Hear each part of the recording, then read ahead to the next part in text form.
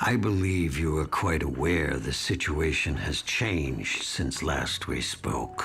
The truth is still the truth, and a bargain is still a bargain. And Mayor Cermak is now deceased. Yes. What does that have to do with our contract? I do not recall signing a contract with you, Mr. Heller. We had a verbal agreement. I'm sure my uncle here will attest to that. Nathan, please. You're being most rude. But Dawes reacted just as I knew he would. Lewis, as a family man, I quite understand your position.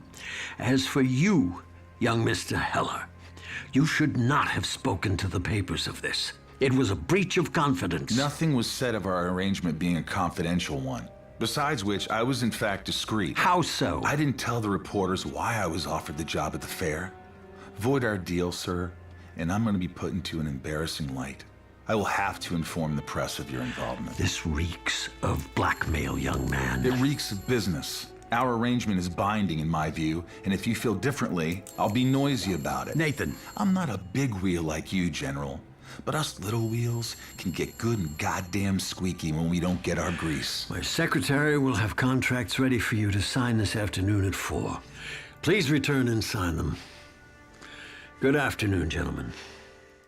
Well, greetings, Imagination Connoisseurs. Once again, it is I, your Duke of Dope Discourse, and guess what we forgot to play? This.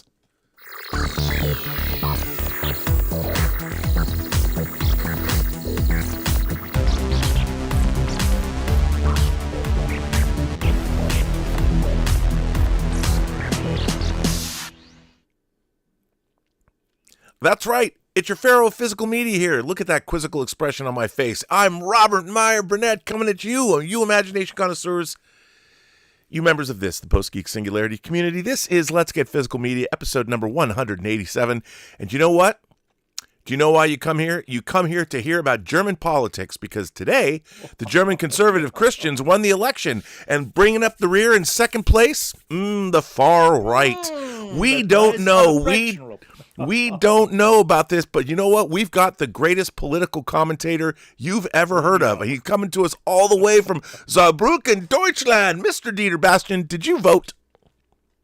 I vote, Rob. I voted per letter, I think one or 2 weeks ago. So I didn't have to venture out. 83%, I think, of your population voted. That's pretty good. Do you know when the last time 83% of Americans voted was?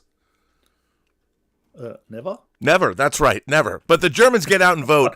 And you Christian conservatives, I mean, you'd think with an 83%, and the Christian conservatives won. That's like an American dream right there. Almost, Rob. Almost. But it's, every fraction gets a little bit of the pie. So I don't think there will be much movement. The real question is, do those Christian conservatives come and look inside your movie collection? Because I would think I hope not. Yeah, you'd be in a lot of trouble. Yeah, certainly. But Rob, I'm okay. Oh, why? Have you heard something else? Because while Ryan Reynolds went viral with that little sketch that he did on Saturday Night Live, I come here to Europe informing you what was Kevin Costner actually thinking, sitting behind him. Kevin Costner was thinking, look at the douchey douche. Why did everyone go to see this clown's movie and nobody watched an American snooze fest, Horizon? And that pissed him off. And I say, greetings, Imagination Connoisseurs.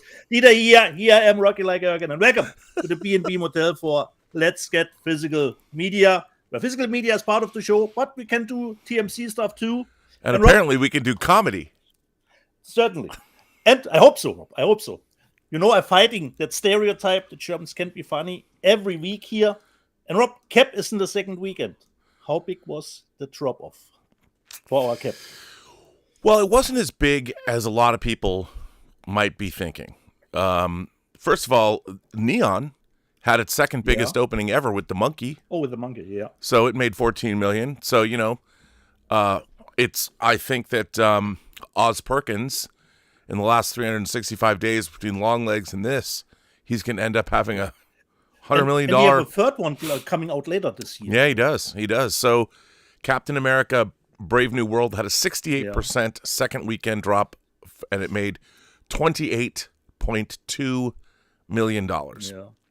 But Neon is stoked for the monkey. So good on Neon. I love to see independent distributors making some money. So Captain America has now made domestically $141.2 million in week 2. So we'll see where it winds up. Yeah. I mean, obviously, it's not a disaster, but it's not, it's not top-tier Marvel. It's already outgrossed the Marvels. Yeah. So that's good. At least that the movie has accomplished. That's something. That's something. So the monkey at 14.2. Paddington in Peru, everyone's favorite bear, has made 6.5 million for a domestic total of 25.2 million. Dogman, 78.7 million. Niza 2 has made 14.86 million here. Hard Eyes, respectable cum of 26.7 million. Mufasa still making money. It only dropped 41% from last week. It's at 245.3 million. Unbreakable Boy, that's what I've said about myself my whole life, is at 2.5 million, and Yash Raj, whatever, is at 4.8 million. So, Niza and Shava, we got foreign films representing on the top 10. Yeah. So there you go, buddy. Pretty cool. Okay. We'll see. Does anything big opening next week, Rob? I don't think so. I don't think so. On the calendar. And we have, of course, the Oscars next week. I hope I can get Rob to do a little bit prediction next week, what he thinks will win.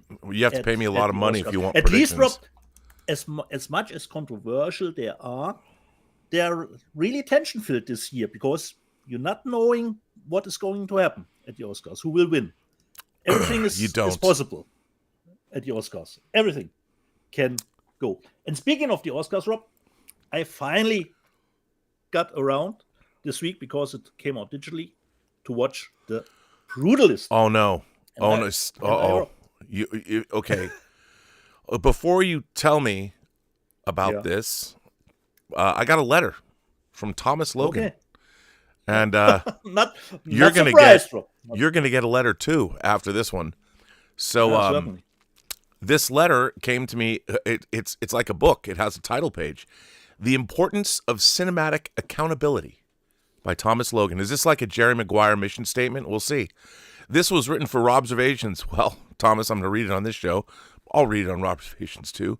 The YouTube show by Robert Meyer Burnett, but inspired by decades of film going. And he wrote this on Saturday, February 22nd, 2025. And he starts with a quote from me. Maybe I should put this down a little bit so I don't. He quotes me. I say, "This is terrible to admit. I've seen The Brutalist, but I watched the screener. I haven't seen it in the theater, so to be honest, I don't think I've really seen The Brutalist." That's a quote by me, quoted by Thomas Logan to begin his letter. Hearing Rob painfully admit the aforementioned and excuse himself for having essentially betrayed cinema via a screener was a profound moment in the Robert Meyer Burnett canon. I've been a fan of Rob's for years, a staunch supporter of his ideas and stances on film and pop culture, but it was hearing him apologize to his audience, myself included, for taking in what is arguably the year's best movie in a reduced and totally inappropriate way. Devoid of scale and spectacle, the way its director, Brady Corbet, designed it to be seen, was the moment I realized that Robert Bobby Meyer Burnett is a true cinephile, because the main thing that makes one a true cinephile is one's ability to account for the importance of watching films correctly, as intended by the auteurs behind them, in a movie theater. This wasn't always a tricky subject. Streaming, for the most part, is responsible for the awful habit that plagues filmgoers today. Should I just wait for this to be on VOD or on Netflix or Prime or on Peacock? A series of variations of the same sacrilegious question. A true cinephile knows the answer to that question is always no. Fuck no. That first impression should ideally take place inside a movie theater, the biggest one you can find near you or somewhat near you. Of course, with older movies, this is mostly out of the question. With new movies, however, there should be no argument for not going to the movies to see something. As an avid collector of physical media and a subscriber to all the streaming apps, yes, even to MGM, and Thomas Logan is a new dad. One would think I'd be supportive of the home viewing alternative to visiting a Cineplex. The thing is, no matter how great a home theater system may be, it's not the cinematic experience. It's not cinema. Cinema is a shared experience. It's a type of communal experiment that creates an almost supernatural bond amongst strangers. Hundreds of people watching a 3.5-hour period piece, all equally engaged, sitting together in the dark. Then the intermission screen pops up, and at the 15-minute timer gets going, conversations ensue. I didn't love Vox Lux. I think Nivola is superb. The popcorn is shit. The first half went by fast. I can't wait to see where this goes. Guy Pearce is giving me some bad vibes. He gave Kevin Spacey bad vibe this week, too. The intermission screen disappears in a matter of seconds. Those hundreds of people are back to watching this period piece, all equally engaged, sitting together in the dark for another 2 hours. That's the magic of cinema. That's what went on at all 3 IMAX screenings of The Brutalist I attended. The size of the images, the power of Daniel Blumberg's score, the massive scope of Laszlo's vision being built right before your eyes. There's just nothing like it. Those feelings of awe and grandeur are exactly what Courbet wanted you to experience, you and the stranger sitting next to you, or in front of you, or behind you. Courbet never wanted you to have a pause button. Courbet never wanted you to be interrupted by the mailman or the neighbor's lawnmower or the dog's pleas for attention or your kid's loud video games in the room next to you. Courbet wanted to transport you to Pennsylvania in the 50s as Laszlo builds his masterpiece, without interruptions. Just you and Laszlo for 3.5 hours. He wanted to put you there. By choosing to watch The Brutalist at home via screener or stream or disc, you voided your ticket there. You defeated the whole point of Courbet's vision. You robbed yourself of this amazing, epic cinematic experience just so you could save gas money, parking fees, and the temptation of expensive junk food. It wasn't worth it. If you don't agree and are currently thinking to yourself, nah, I don't need to see anything in a theater, bruh, then you are not a true cinephile. There are always valid circumstances for not being able to catch something you really want to see in theaters, but at least in those cases, you know you're being forced to ignore the director's vision and watch something in an improper way. You feel accountable for having to compromise because that's how a true cinephile feels. It's bothersome and embarrassing. Rob felt accountable for having succumbed to an FYC screener of The Brutalist. He not only regretted and apologized for it, he felt as if he hadn't even seen the movie. That's a lesson for every unaccountable cinephile out there hearing this that knows circumstances isn't the reason for their bad movie-going practices. It's laziness. It's a sheer lack of respect and commitment for something you love. Your living room is not cinema, and it will never be cinema. To those lazy, unaccountable cinephiles out there, I say, do better. Don't half-ass your love for this amazing medium. Go out and support the director's vision. Spend some money on that much-needed box office. Take pics and video at your local Cineplex and share them on social media. Help keep the movie-going experience alive. Get a sitter. Patronize theaters. Experience true cinema. And once you have, then go ahead and buy it on disc or stream it. You experienced it for the first time the way you were intended to, in a theater. Repeat viewings at home are thus valid. I have The Brutalist 4K on pre-order from A24.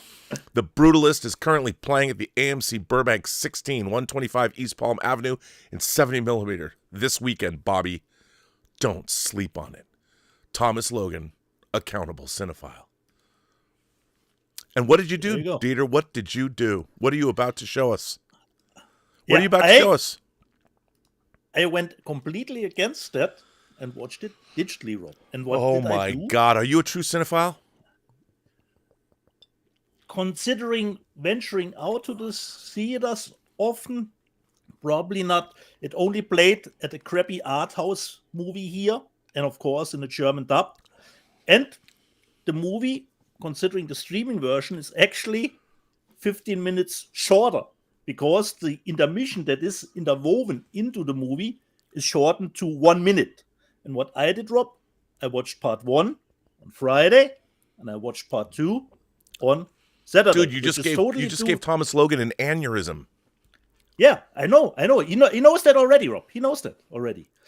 Because the movie has two parts, considering the year span that they are playing. You can totally separate the two parts. If you want to watch them through, no problem. And the intermission is just a minute in the streaming version. So the movie isn't not running 3 hours and 35 minutes. It's only 3 hours and 20 minutes, considering the streaming version. And I watch it, Rob, and we always talk about objectivity and subjectivity. Objectively, The Brutalist is, of course, first A cinema. How Brady Corbet was able to do that movie for just 10 million, I have no idea, considering the scope of the movie. But it is a movie, it is a drama through and through, of hardship, suffering, misery. And if that's your cup of tea, wallowing in misery for 3.5 hours, yeah, you get it with The Brutalist. For me, it is a good movie, but I don't see myself watching that movie over and over again. Not really interested to wallow in the misery of being a survivor, getting through the hardship. And Do I have to call somebody to do a wellness check on Thomas Logan? You better do that, Rob. And because he's a new father. He's a new father. You know, you want to make sure he grows up in a. But he is prepared, Rob. He already got my review. And Eric Weber said something that I have to say. Yeah, he's right. Adrian Brody will get the Oscar for me. That's totally in the books. There's no question about it. But Guy Pearce, great acting is when it doesn't look like acting. Yeah. But Guy Pearce was acting, actually, Rob. It came across like acting against Adrian Brody. Not the tonal shift that was in Nosferatu, but it was something was off against the other actors, considering Guy Pearce, for my take. And considering the story, Rob, it was pretty, considering how the story evolved, pretty by the numbers. Okay, he's gotten, I don't want to give anything away. Perhaps a lot of people haven't seen the movie, but you could almost see where the movie was going, except for perhaps the final part. But considering building something for Mr. Van Buren, you could see, okay, there will be trouble. He will get into shenanigans with the other architects. So you were always sometimes ahead of the movie, and you waited for the movie to just show you what you already was expecting. So considering objectively, great movie, totally. Considering the look, the sound, the score. So I have no problem if the movie wins a lot of the Oscars, no problem. But for me, the important thing is replay value. And I can't see myself watching The Brutalist, that I'm in the mood to say, I need to watch The Brutalist again. Not that often. You know what? Not like the mood we all get in with To Live and Die in L.A. Because you can watch it over and over and over again. So objectively, great. But I can't see myself visiting The Brutalist over and over again. So why Thomas Logan did see that movie 3 times in theaters, I don't know. That's my take. Rob, your take on The Brutalist? I really appreciate the craft. I was fascinated by The Brutalist, and Adrian Brody's a great actor. Long takes, long. Yeah, I really enjoyed it. Tracking shots, awesome. But I sometimes will watch movies just because of their craft. I have to say that I watched a movie. One of the things I picked up this week was September 5th, another wonderful movie about your country. Yeah. This is a very straightforward docudrama. It's a lean with credits, 90 minutes, beautifully done. This film is incredibly well done. It's a recreation, if you know about what happened. In 1972, Palestinian terrorists took the Israeli Olympic team and their coaches hostage. They killed 2 people in the initial attack. And then when they were managed to escape, they got to the airport where there was a gun battle and all the Israeli hostages were killed. And this is the story of how ABC Sports ended up inheriting the story because they were on location doing doing the Olympics, and so they kept the story, and it was a really fascinating movie. It was so well directed, and mostly a German crew, and it was really, really, really a great film recreating, a really terrible time.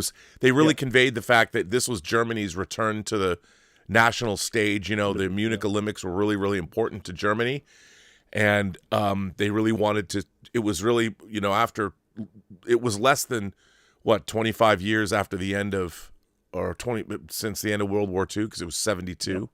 Well, it was a little bit more, but and then it was tainted. But it's a great movie. Really liked it, but it totally.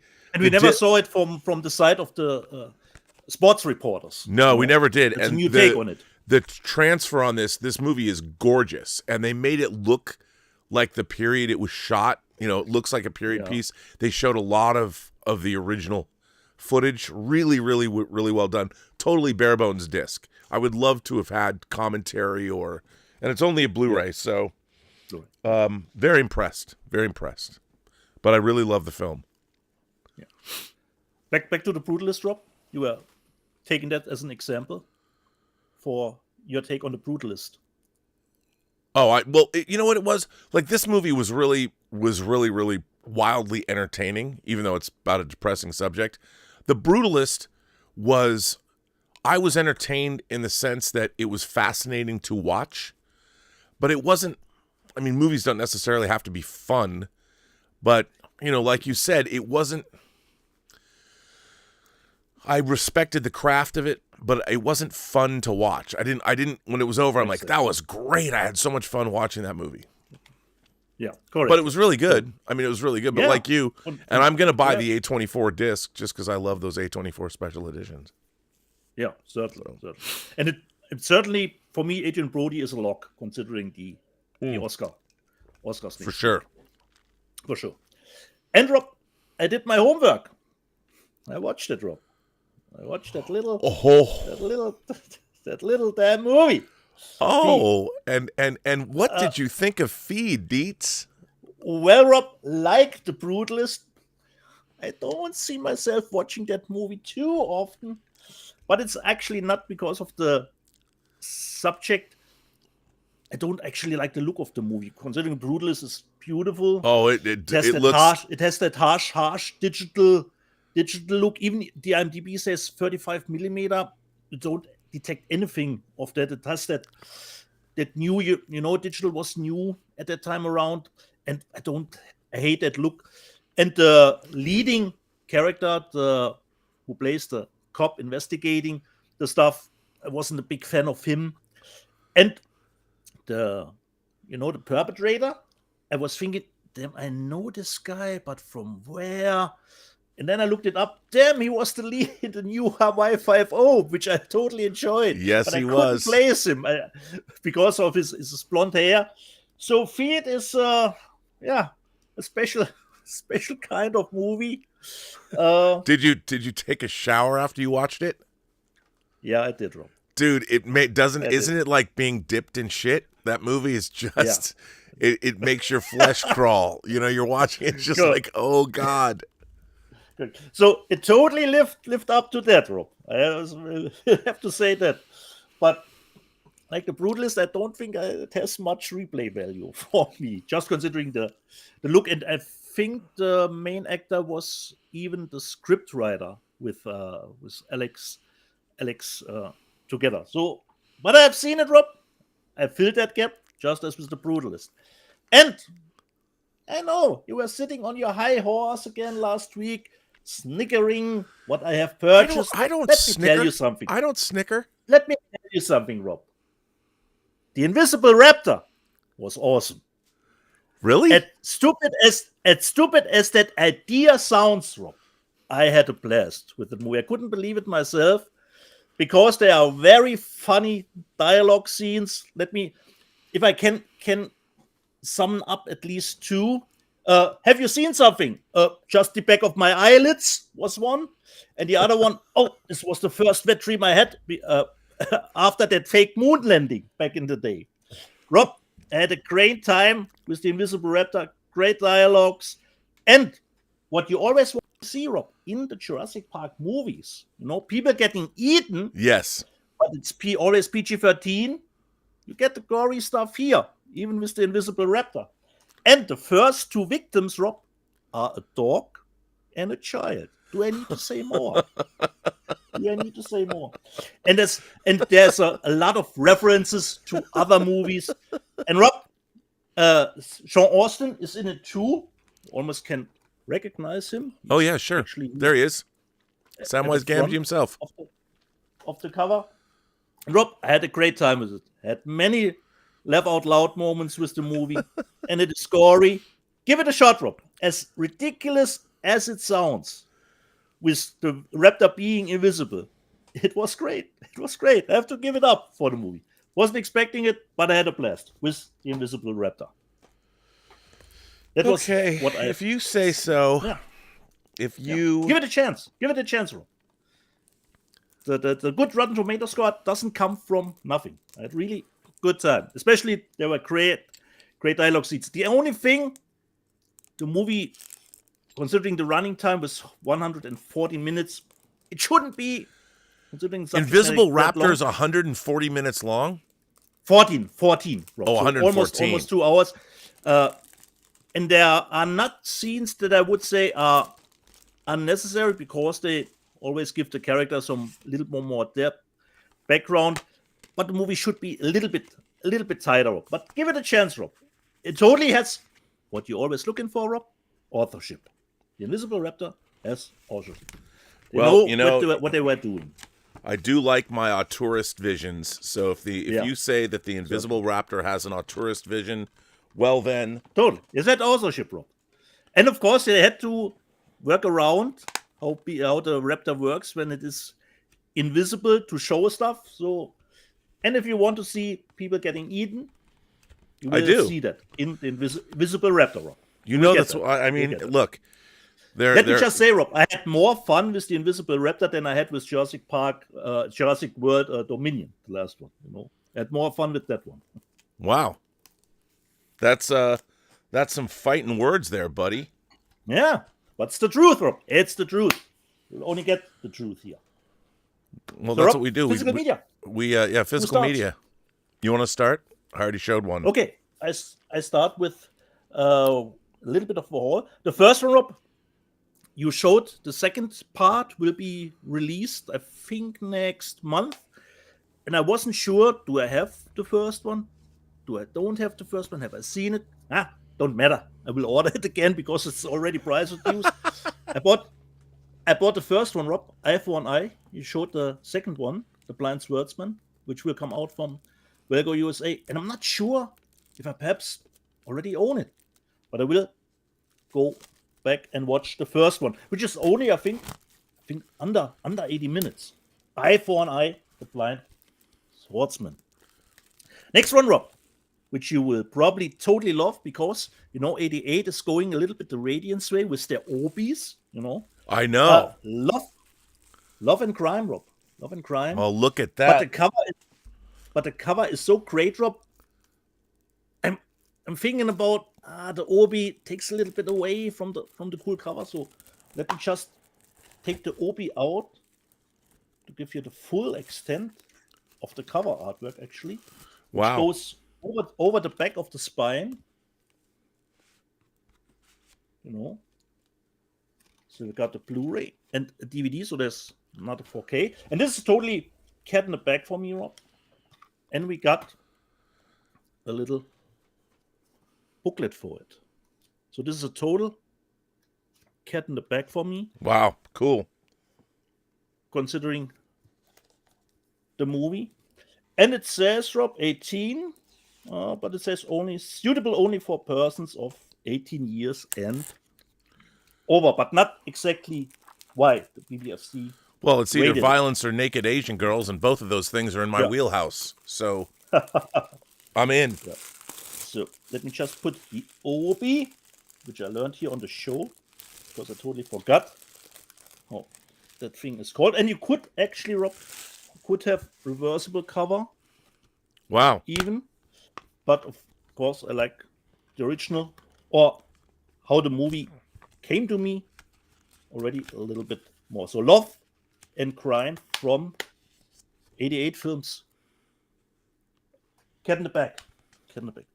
The next one, Rob, I watched this week, but this one was not a Shaw Brothers classic, at least not for me. The last 10 minutes were totally bonkers, Rob. And if you edit those last 10 minutes, Rob, I say you need to go back to school, or you perhaps were drunk and I dropped something onto the cutting room floor. Oh, let it be. The last 10 minutes were bonkers, and it's a shiny cover, at least, the Lady Assassin, but there's actually not much of Lady Assassin in the movie. Yes, there is, but not as much as you would think. And Rob, this is actually the last shot of the movie where she splits a man in half. This is actually the ending of the movie. Wow. Here on the back. And for me, this is a little bit too all over the place. Sometimes it's epic in scale, then you have studio settings, so it's a little bit too crazy for me, especially with the fighting styles that are in there. But the last 10 minutes, I was going, what the hell is going on? Well, if the movie should be available, perhaps online, just watch the last 10 minutes. It's insane. But at least, let me just see the poster here. But there's a lot of who will be the new emperor, and she is actually more of a side character until the end. So, Lady Assassin from 88. Perhaps that's why, Rob, this one has not an obi, just a shiny ori. mm. To give a little bit of the quality away. So this, for me, actually not a classic. Even if it says strong violence, Rob, and bloody images, which it had. This is the final shot of the movie. From 88 over to Eureka, and I got from them, Rob, this is it seems, I don't know if that's the number is for the limitation. It says here 303, Legend of the Eight Samurai from Eureka. So it's a cat in the bag for me too. Get a different cover artwork underneath it. What says the BBFC? Frequent, strong bloody violence, nudity, and strong language even. Okay. Oh, all my favorites. All your favorites, yeah. And you have backdrop here, considering the MRA and booklet for it. And the cast actually features Hiroyuki Sanada, which we all know now from Shogun, mostly, or a lot of other films, of course, and a lot of other people. So from Eureka, Legend of the Eight Samurai.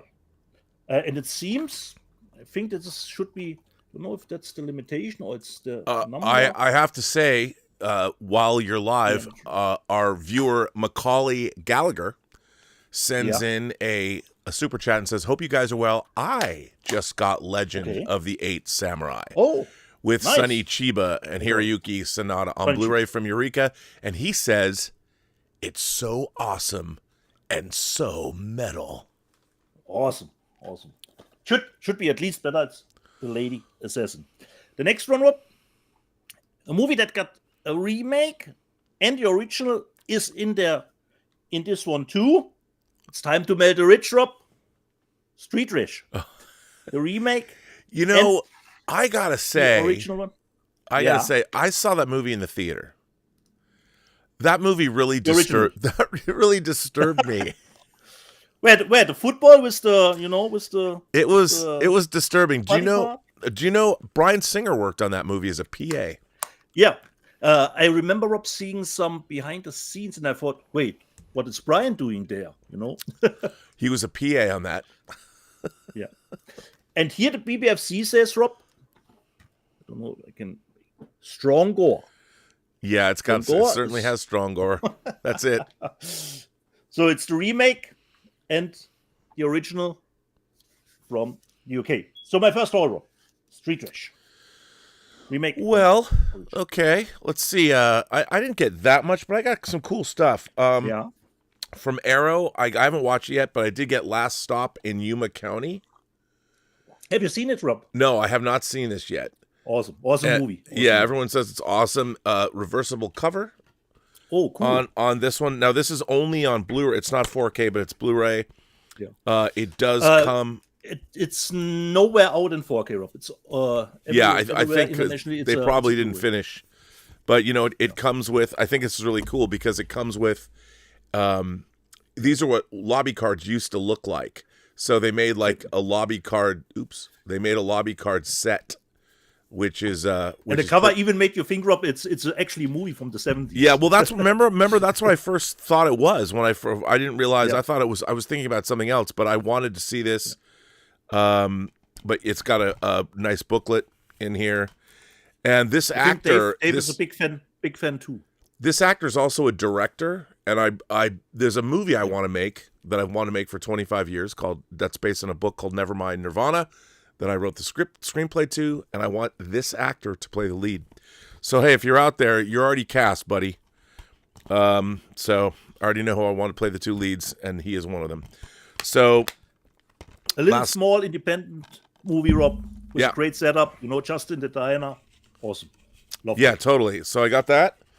And then I got 2 Scream Factory titles that I'm waiting for. I mean, you know, I did rock Galaxy of Terror and Humanoids in the Deep in Wait, Rob. 4K. I have got 2 the Humanoids of the Deep because you told me about it, Rob. Have you seen Humanoids from the Deep? No. We'll get back to you, Rob. No, bro. I have not. First of all, Humanoids from the Deep is dope. And it's a creature feature for sure. James Horner did the score. He did the score pre Star Trek II: The Wrath of Khan, so you'll hear a lot of that. It also has it's really good. I mean, for what it is. Okay. I trust you. It was back when Roger Corman was banging out making some bangers. And I of course had to get Galaxy of Terror because James Cameron worked on it, and this kind of this alien ripoff. I love the look and feel of this movie. I just wish people made B movies like this today, but unfortunately they don't. Got these from Scream Factory. Has Galaxy of Terror perhaps another cover artwork, Rob? No, I looked at it. No, neither one do. But come on, you don't need another cover with that when you've got that. I know. No.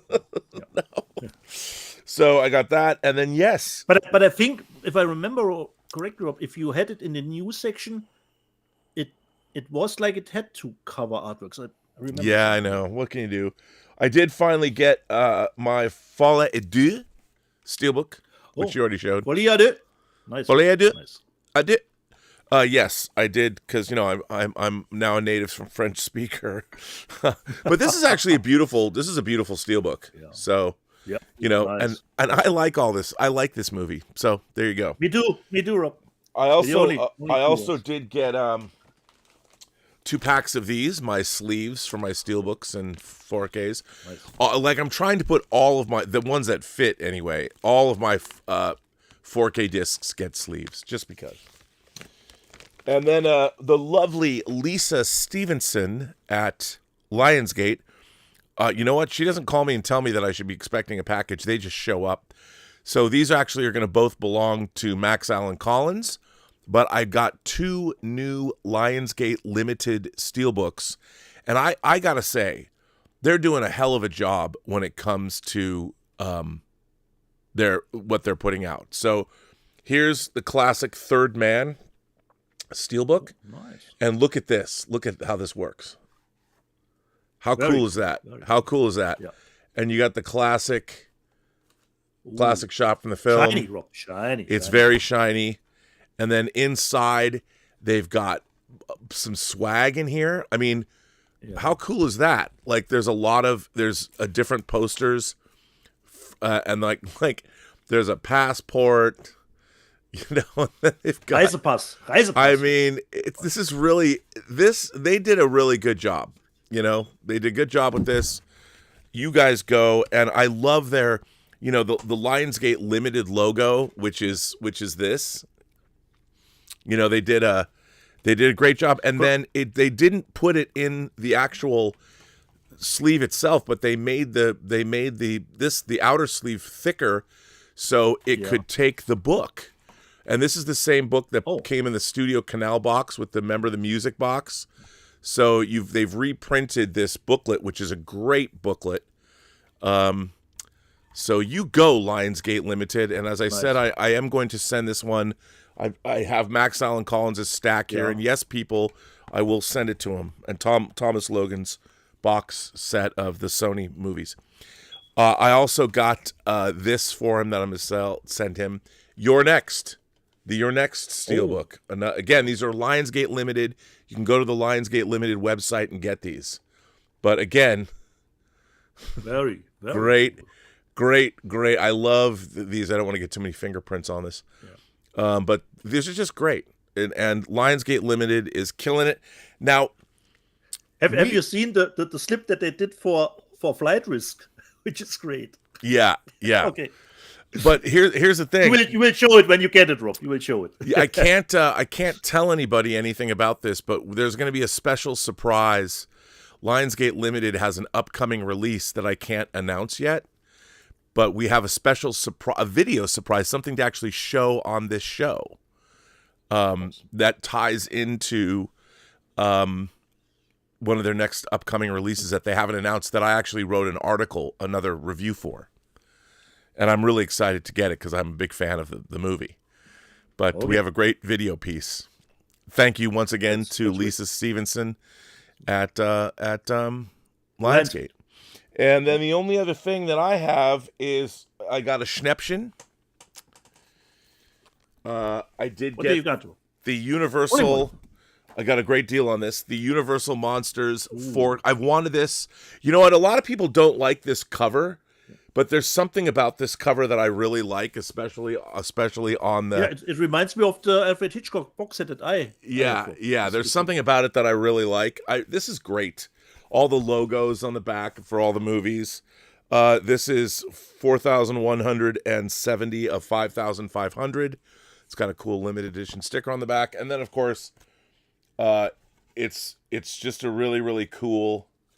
It's kind of like the Godzilla. It'll go nice next to the Criterion Godzilla thing. But, you know, it's got articles and big pictures and stuff of all the posters and the movies. And here are all the discs in the back. Is that the so-called coffee table book? You know, it kind of is. And but you don't want to spill coffee on this because then, you know, you have to clean off the discs. But I got this definitely for a Schnäppchen. I think I got this like $100 off or something. I don't even know. Yeah. But it was a Schnäppchen, and that is my haul for the week. And just so if Max Allen Collins is watching this, and I know he probably is, yes, I still have your Stir of Echoes. Yes, I have your Substance. I have a 4K of Blazing Saddles. See, I'm going to put these in the pile together. So this pile is ever growing. I'm going to get it to him because his birthday is in March. So there you go. By the way, Max Allen Collins, the writer of True Noir, of which Episode 7 dropped this week. Trial Run, which Nathan Heller, is he going to lie when he gets on the stand to testify against Frank Nitti? And also, I should say that a friend of mine got me a medical alert bracelet. He got me a medical alert bracelet, and it says, "Please erase my browser history." So here you go. Most important. Just a bunch of pegging videos anyway. I mean, as I can see it, and model kit airbrush painting tutorial videos. Really, that's all. It's really interesting in my browsing history. But yeah, so there you go. Do we have some super chats, Rob, or do we? Were you caught up? Is anyone watching this? I don't know. We have one. Andy Hayes says, "Hi, Rob and Dietz. I just got Frankenheimer's Seconds on Blu-ray. Ashamed to say I'd never heard of it before. Looks intriguing. Have you seen it, Andy? Seconds is one of the great science fiction films of the 60s. So, have you ever seen Seconds? Do you know what it's about? No, Rob. No. Oh. So, Seconds is about a kind of a schlubby middle-aged man who goes to this clinic, and he gets a full body transformation, and they basically turn him into very handsome Rock Hudson because he's bored with his life, he's bored with his wife. His life has gone nowhere. And so they transform him into a beautifully handsome guy. They set him up as an artist in Santa Barbara. They sent him across the country, and he lives this life out as this handsome guy. He meets Salome Jens, who played the founder in Deep Space Nine, the leader of the Dominion.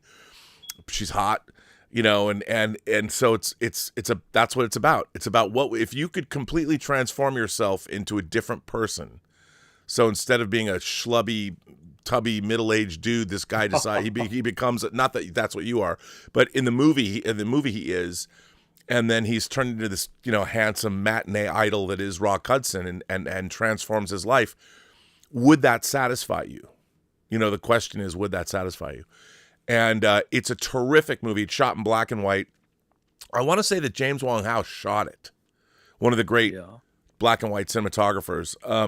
I think he did, but it's an incredible film, incredible movie, right. And I think it has one of the great endings in all of cinema history. Ooh, that's saying something. Yeah, that's saying something. I think so. You are my best work. So good purchase, Andy. A good purchase, Andy. And you never. It's okay. Not everybody can hear of everything, but it's again. John Frankenheimer put out banger after banger in the 60s. He put out Birdman of Alcatraz, 7 Days in May, which is an incredible political thriller. The Manchurian Candidate, one of the greatest political thrillers ever made. Seconds. And Burt Lancaster. You know what? I actually have it right here. Burt Lancaster in The Train. It's an old Kino Lorber disc that I have like 2 copies of. But this is another. Frankenheimer just... In the 60s, the man could do no wrong. So, Seconds, you're going to love it. By the way, report back. Tell me what you think of Seconds, because it is definitely something to behold. And Tom Jr. Jackson says, happy birthday to me. You guys are, it's unbelievable. We're into year 2 of this. Happy birthday, Rob and Dietz. Are people going to wish you a happy birthday now in every show? Yeah.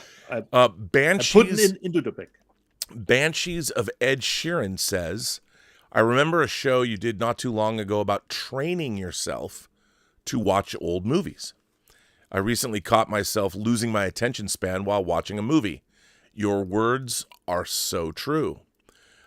Short-form content is slowly breaking our ability to concentrate. My words are so true. I wish women thought that, but, they just don't. But I appreciate you saying so, and I'm glad that you trained yourself to watch an old movie. But you do. I mean, you have to train yourself. You have to put yourself in that head space. Make it happen. So, yeah, but we're caught up. We're caught up on the old super chats and tips. Okay, Rob. You had a letter from Thomas Logan, where he scolded us, and he's going to scold you now. Yeah, I know that, Rob. I know that. That's daily routine by now. What I get from Thomas. I got a letter from my friend Tim Hens, and it's referring to the stuff that you showed, I think, last week. And Tim Hens writes, Guten Abend, good evening, good day, to the Pharaoh of Physical Media and Trash Panda. Hello to all the regulars in the chat. Had to write in regarding the latest haul which Rob unveiled on last week's show, February 16. Which consisted of titles he confessed and admitted to never have watched before, most notable the 70s movie spin-off regarding the British comedy series Are You Being Served? Yes. My question, which comes in 2 parts, is does Rob actually intend to watch them, or are just there for show as they might be too British for his own tastes? And second, has Rob ever watched any of the here in the UK well-known British carry-on movies? No, nothing in common with the movie released on Netflix in December last year. Yeah. 31 movies which consisted of titles such as The Humble Beginnings of Carry On Sergeant and Carry On Spying, To the Heights and Greats of Carry On Follow That Camel, the one with Sergeant Bilko himself, Phil Silvers, Carry On Cleo, Carry On Up the Khyber, and Carry On Cowboy, to the reloads and tracks of Carry On England, Carry On Emmanuel, though I suspect Rob may have a guilty pleasure of that one, and Carry On Columbus, which killed the series in 1992. Howard, Rob, and even Dietz feel if they received the 4K treatment for a new generation to wallow in, or are they also considered too British and dated for Rob with their saucy seaside humor to attract an audience today? As always, keep the flag flying on the show for the importance of physical media. It's what keeps me interested as a dedicated viewer of the show, Tim Hens. From my side, Tim, I don't know any of those shows or movies. Well, Rob, help me out. Help me out here. Tim, that's a great question. First of all, I love British comedies. I mean, I've shown on this show the Ealing Studios comedies like Kind Hearts and Coronets or The Lady Killers that was remade by the Coen brothers. I mean, I love those films. I love Monty Python. I love British humor. And of course, in terms of 80s British humor movies, I'm always talking about With Nail and I, a movie that Americans don't really find funny. So, I mean, I think it's hilarious. Elizabeth was not a fan of that movie, Rob. We've gone on vacation by mistake. I think With Nail and I is Paul McGann and one of my favorite actors of all time, Richard E. Grant. It was really Richard E. Grant's breakthrough role. I have not seen any of the Carry On movies. As a matter of fact, I think when I was in the news section, when we first saw the Carry On movies, and I realized like there is a box set coming out with a bunch of the Carry On movies, or maybe he was referring to the one that already came out. I don't know anything about them, and I have not seen Carry On Emmanuel either. Obviously, there's two Emmanuel movies I have to pick up to go right next to my Emmanuel box set and my Black Emmanuel box set. Who, remember, she's not really black, she's Indonesian. But Black Emmanuel, Laura Gamshire, woohoo! But anyway, I haven't seen the Carry On films. I like British humor. I mean, I would never not watch something. And what was the movie he asked about? Let me just see back, Rob. There was the movie at the beginning of the letter. What was it? Where was it? Are You Being Served? Oh, yeah, okay, you're right. So here's the thing. Kino Lorber has been sending me, it's been an education because they send me a lot of documentaries that I haven't seen before, which have been great, like the Powell and Pressburger documentary. And I try and get through the stuff that is interesting to me. That was something I did put aside. It's up. I have a ever-growing stack in the movie room on top of my subwoofer, which is always funny because at some point they always fall over. You know, you can only leave things stacked on your big subwoofer for so long before they scooch their way to one side or the other. Yeah. They either fall behind, in front of, or on the sides. So, but that's definitely something that I'd wanted that I put there. And Kino Lorber just sends me so much stuff. God bless him. But I will get to that. I will get around to watching that. So, I try. There's some things I'm not going to watch just because there's so much to watch. Yeah, exactly. Like Reacher, Rob. Have you started Reacher? I did. Well, it's only one episode. No, 3, Rob. Amazon put out 3 episodes. They did? At the beginning. Yeah, Rob. You have 3 episodes. I only watched the first episode. I watched the first 2. Always a great start again. Great start. This season of Reacher is based on actually a Reacher book that I read. It was the first Reacher book I read. It's called Persuader. Yeah. And I really liked the first episode. I didn't realize it was 3. What was it? Was it close to the book, Rob? Yeah, it is. Considering it is. And nice. The whole thing about that book was when I knew they were going to make a Reacher series. This was before they announced that they were going to adapt Persuader. Yeah. But I was like, how are they going to find somebody that's bigger? And when Alan Ritchson was playing Reacher, I was like, are they? If they get to Persuader, they have to find a guy who's bigger than Alan Ritchson. And I'm like, how are they going to do that? Yeah. And he's apparently Alan Ritchson's trainer. Oh, I think in real life. That's I think nice I read trivia. that. Yeah. So I mean, that guy's. Well, at least I love the first episode. I love how they introduced. You have two more. You have two. You can watch. What at did least two What did more. you? So you've watched all three? No, I I watched the first two. And what? How was this? What do you think so far? Great. I'm already back in the Reacher world. You know, I just love how his dry approach to everything, and there's stuff in it, Rob, that I would even think about that is a plot hole. You know, they always put stuff in. I wasn't even thinking that could be a plot hole if they find out this or that. So it's always great. You know, you really detect there's a writer with some thinking behind it. Yes. You know. Yeah. So 100%. totally great. But you have 2 episodes still to go, Rob, until we get to the Force next week. Yeah, it's totally true. So Thomas Logan sent in a super chat. Oh. Thomas Logan says, I hope Logan. most folks on here aren't sleeping on the awesome latest blue from cinematography. Susan Streetfield's female perversions starring the legendary Tilda Swinton. I pre-ordered that. I haven't got it yet. Okay. I ordered that. I have female perversions actually on DVD. Yeah. So that's should be nice that's another upgrade. DVD that comes out and gets replaced. 200 Watt Studio. Wait, 200 Watt Studio wrote in. That means I can get show 200 Watt Studio my To Live and Die in LA shelf. There you go, 200 Watt Studio. Gaze upon the awesomeness that is my To Live and Die in LA. 200 Watt Studio says, people have no idea how innovative John Frankenheimer was. He directed so much live TV in the 50s and 60s, Playhouse 90, Studio One, etc. No, the guy was incredible, you know, and he did things like Frankenheimer directed French Connection 2. Apparently, he descended into alcoholism in the 70s, but I mean, he directed Black Sunday, which is Thomas Harris before he wrote Red Dragon, Silence of the Lambs, and Hannibal. He wrote Black Sunday, which is an incredible political thriller that every year the Super Bowl rolls around, I'm like, hope no one Black Sunday is the Super Bowl this year. Black Sunday is an incredible, one of the great paranoid political thrillers of the 1970s.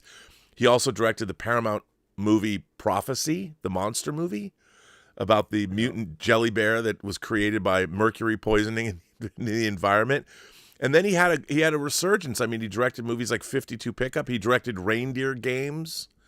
He did a couple of miniseries for HBO that really, or was it Showtime? I think HBO. That I mean, his career, he kept going, man, until he passed away. I mean, he was a powerhouse director. But that output he had in the 60s, man, from Birdman of Alcatraz to, I don't know what the last one. Maybe the last one was. I mean, maybe it was Seconds. I mean, it was Manchurian Candidate, The Train, Second. I don't know, but he's a great director. So you are right, Thomas Logan. Major Chai Chai gifted 5 memberships to the channel, which we didn't have a member call yesterday, and I apologize for that. I'm just trying to get all the next 3 episodes of True Noir to the final mix session. So that's what I'm doing. Castle Grace Skull says, bravo to Canada's hockey team for winning the 4 Nations Cup. So that's pretty cool. It's better than Saarbrücken's soccer team. Thanks, Rob. Thanks for reminding me. Thanks for reminding me. So there you go. What can I say?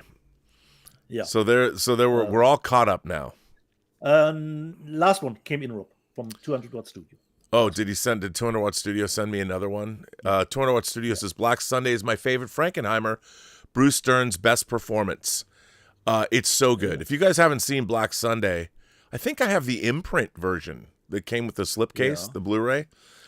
Black Sunday is so good. I mean, you know, you can't really go wrong. Even stuff like 52 Pickup, great Roy Scheider and Margaret, and why am I drawing a blank on Glover's first name? You know, he was Lex Luthor and he was Luthor's dad. John Glover. 52 Pickup's great stuff. So yeah, check it out. Get the Frankenheimer catalog. So there you go. Second haul, Rob. Yeah, I'm done with mine. So haul away, buddy. Second haul, for people who are asking, what is actually James Franco doing these days? He's actually appeared in a French movie.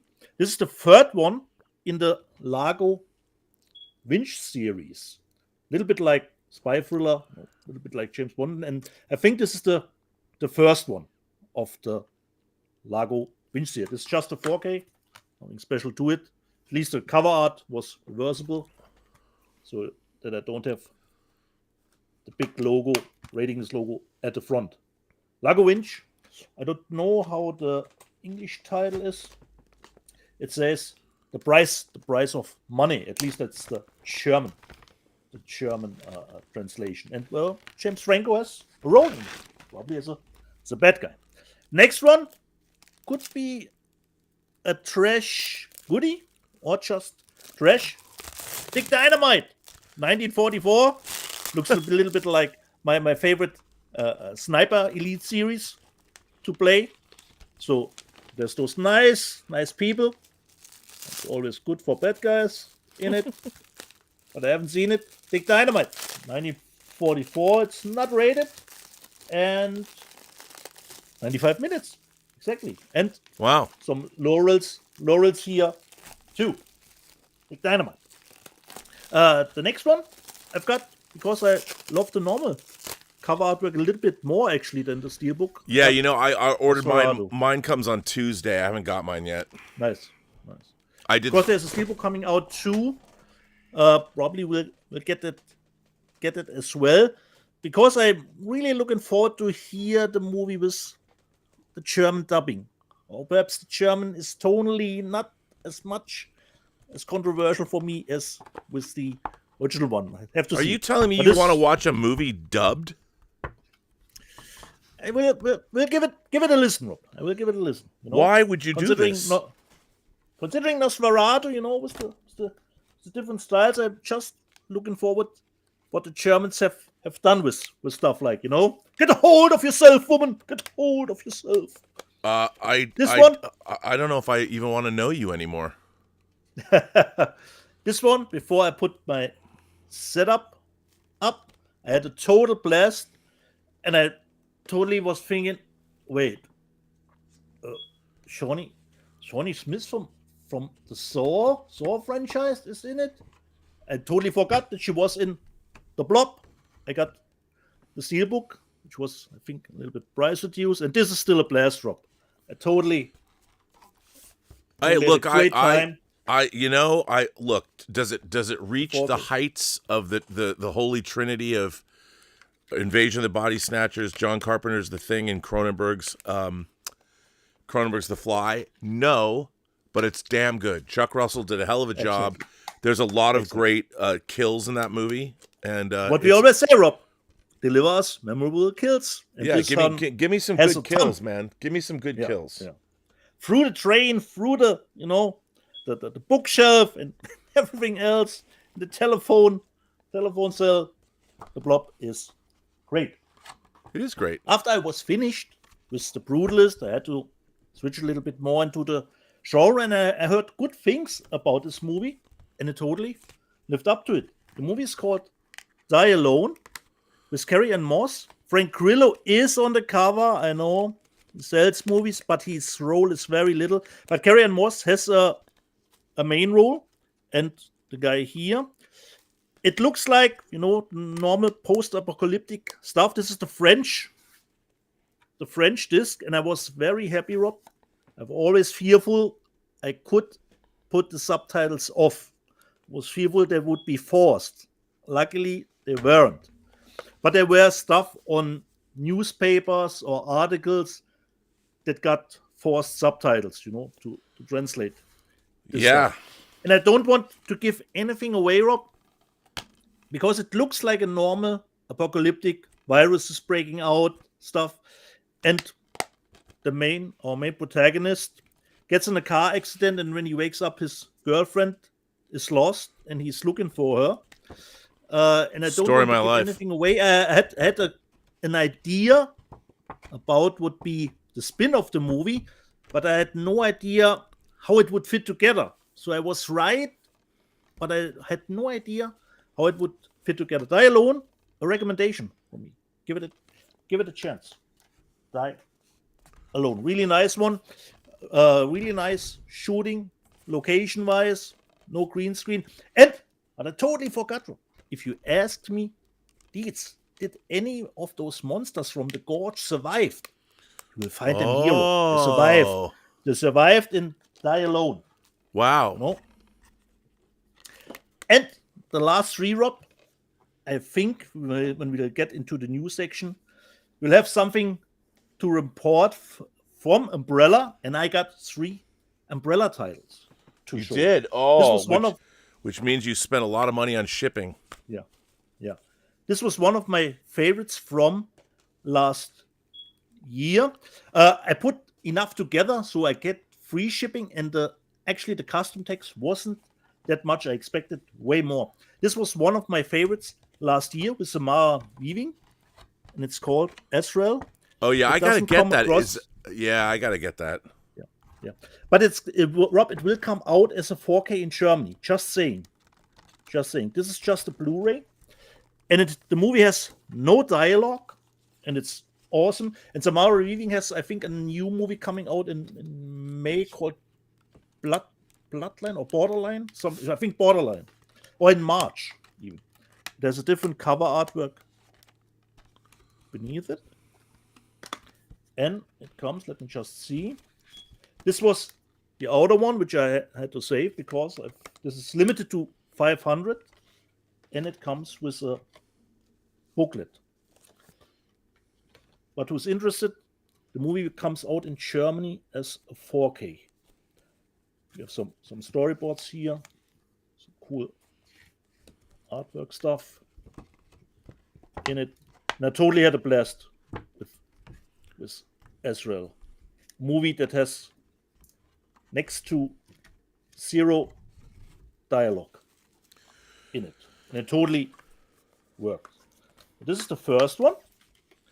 Just put the outer slip. This was a little bit tricky because it was around the armory.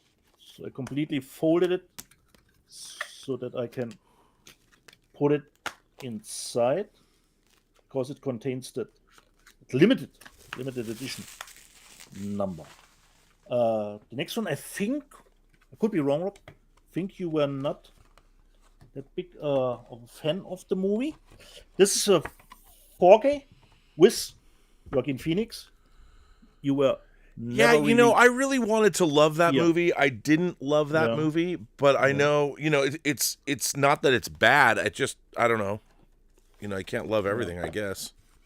No, of course not. There you have the slip. Then it comes with a different cover artwork that you can have here. And as always, Rob, Umbrella gives us a reversible cover artwork, so we don't have the big, you know, Australian rating on it. Comes with the 4K of the movie, Blu-ray. God bless and them. Inside, and inside we have the poster, or the 2 posters for it. Whenever already here. And of course we have the booklet itself. It's nice and sturdy.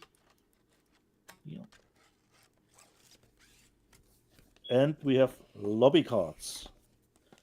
And what we always like, Rob, when we mentioned it, that they, you know, made the cards on the back just small enough so you don't have to cut anything. That's right. Anything to get it in the box so Rob doesn't need to throw them away. God damn it, Rob.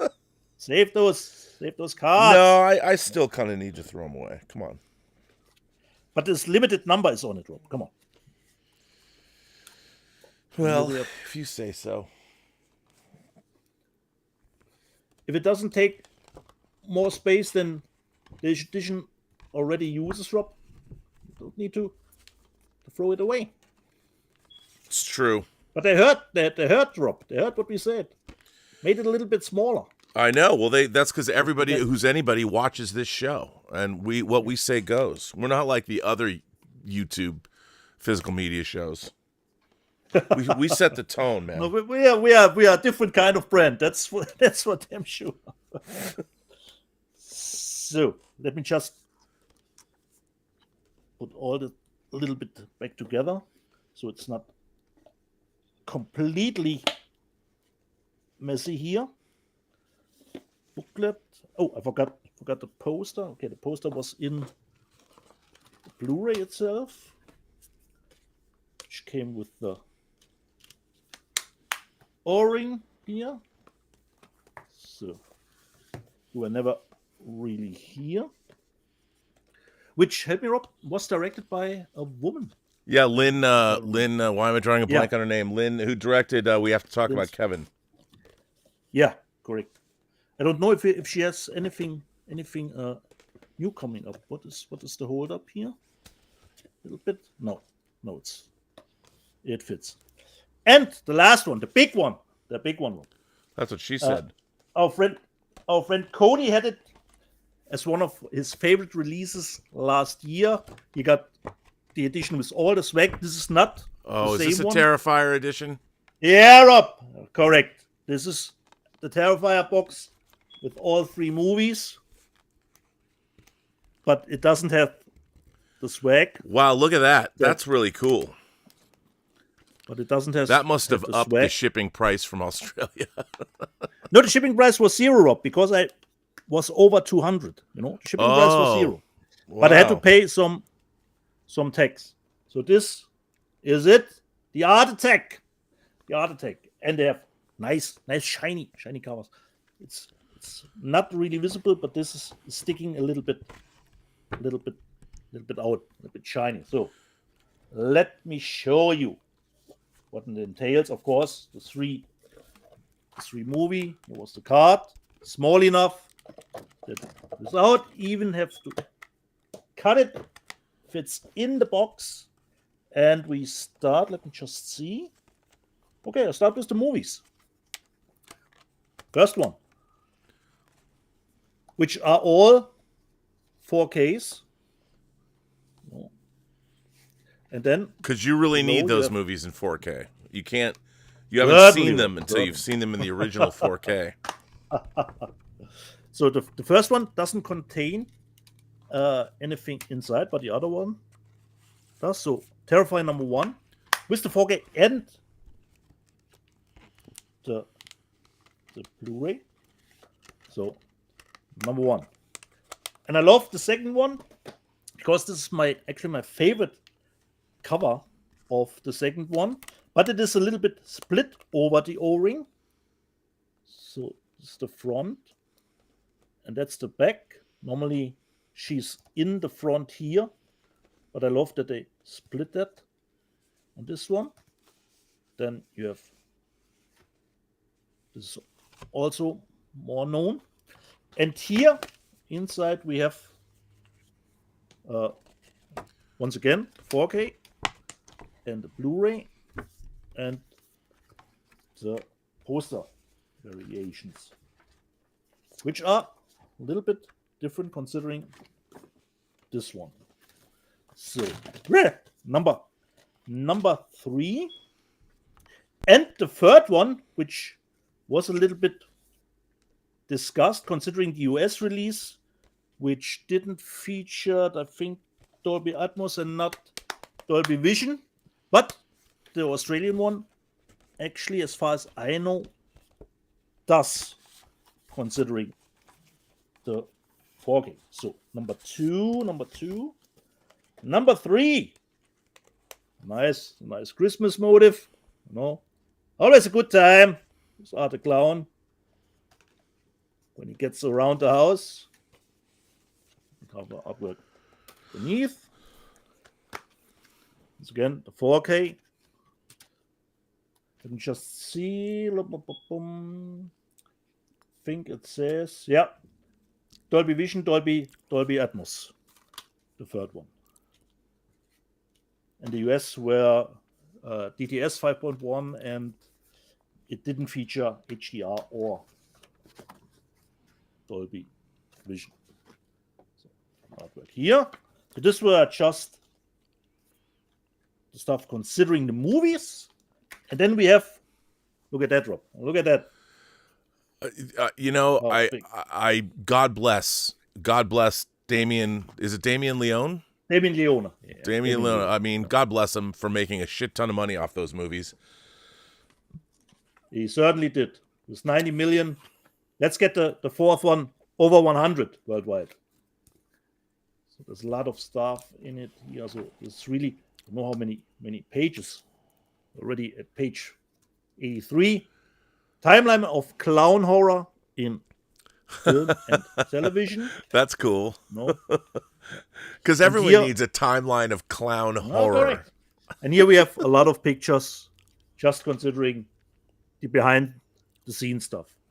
And I'm totally happy that Damien is still the shepherd of his franchise. He didn't sell out, and he will shepherd the fourth one too. Expectations are high. And he's trying at least, I think he wrote that on X, he will try to give the perfect balance considering the gore stuff and the story stuff. Art Attack. So it's a thick. Wow, you spent a long time showing us this set. It's the big one, Rob. You have stickers in the set, and then we have some lobby cards left. Then I'm through. Damn it, Rob. Well, that's good because I've taken this time to to put a lot of my discs in my sleeves, because look, how great do these look in these sleeves? Come on, they look great. They preserve them. They look cooler. This is a nice one. Demonetized. Okay. I broke one of my sleeves. Damn it. I think I'm broke my Life through. Force sleeve. Yeah, I'm through. Shit. That's it, Rob. The Terrifier box set from Umbrella. Well, that's 3 movies. That's very exciting, Deets. In 4K. Now we have to Blu-ray, wake everybody up. everything. No, I'm kidding. Yeah. We got some more super chats that we got in. That Terrifier box, I mean, Umbrella does do a phenomenal job. Yeah. It's But it doesn't come with the sunglasses that Cody showed or the other stuff. So it doesn't feature a t-shirt, but this was fine enough for me. I mean, their Caligula box set was probably the most ridiculous thing I bought last year. Yeah. But I love it. But for most people, Rob, it was a must own. Gotta own it. Caligula.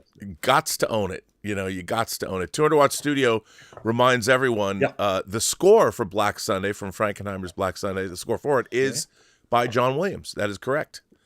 Garrett Groover asks, Rob, I'm curious, which director's cuts do you consider better than the theatrical version?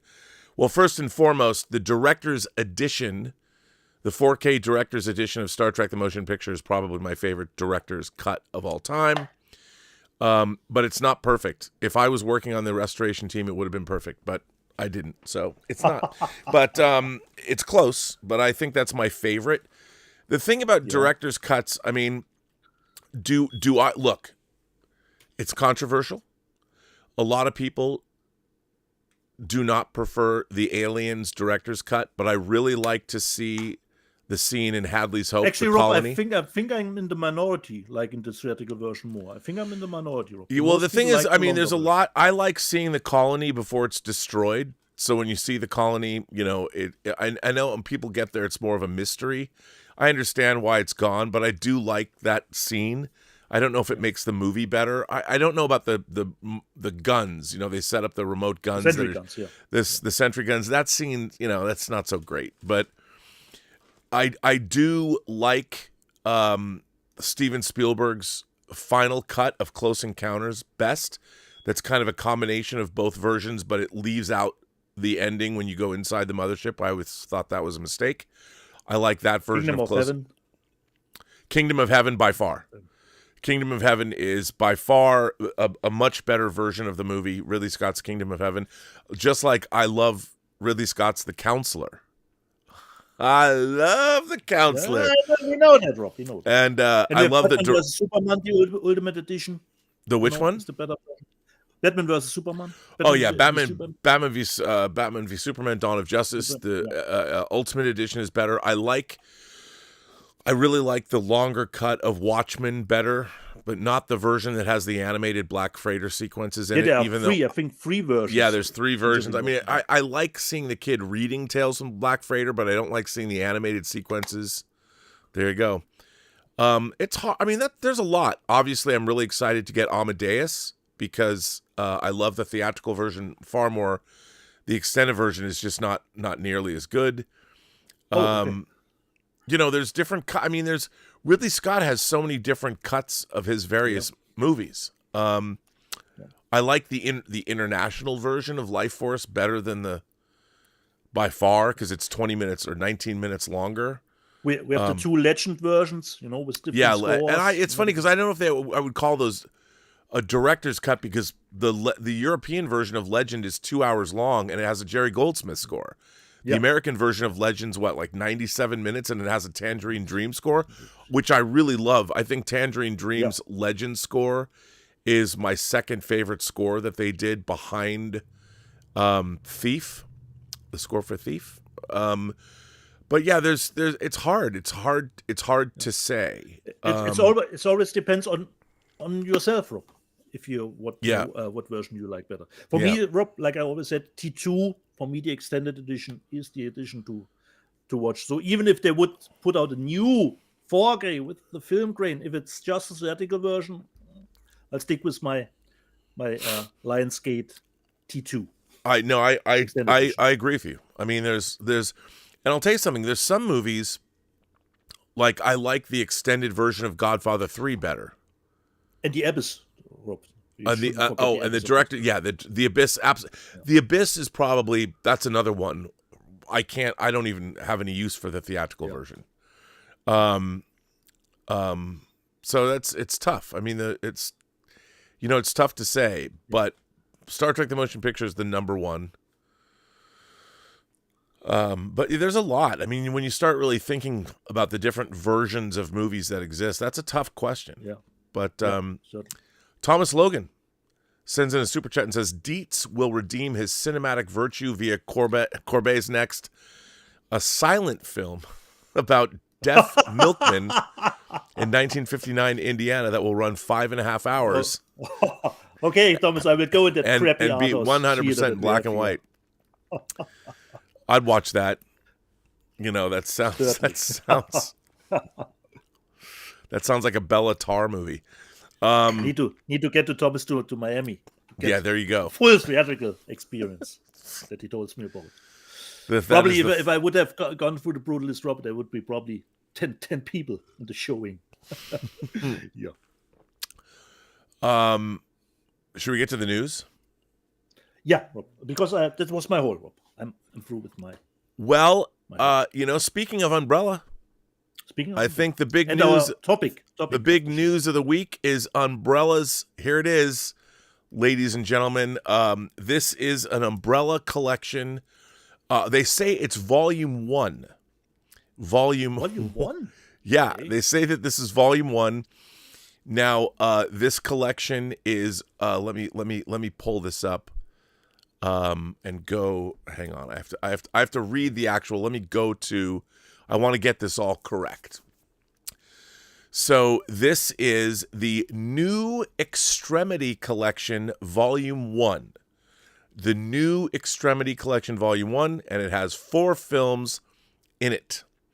It has High Tension, Anatomy of Hell, Frontiers, and our beloved family film that's fun for the whole family, Martyrs.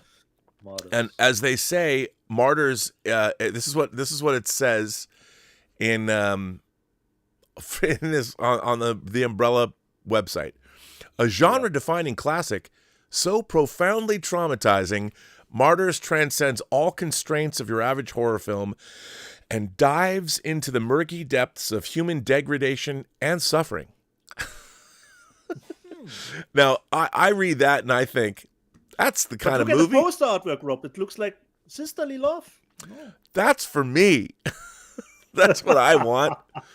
So this is really interesting. So, of course, obviously, Second Sight has put out Frontiers.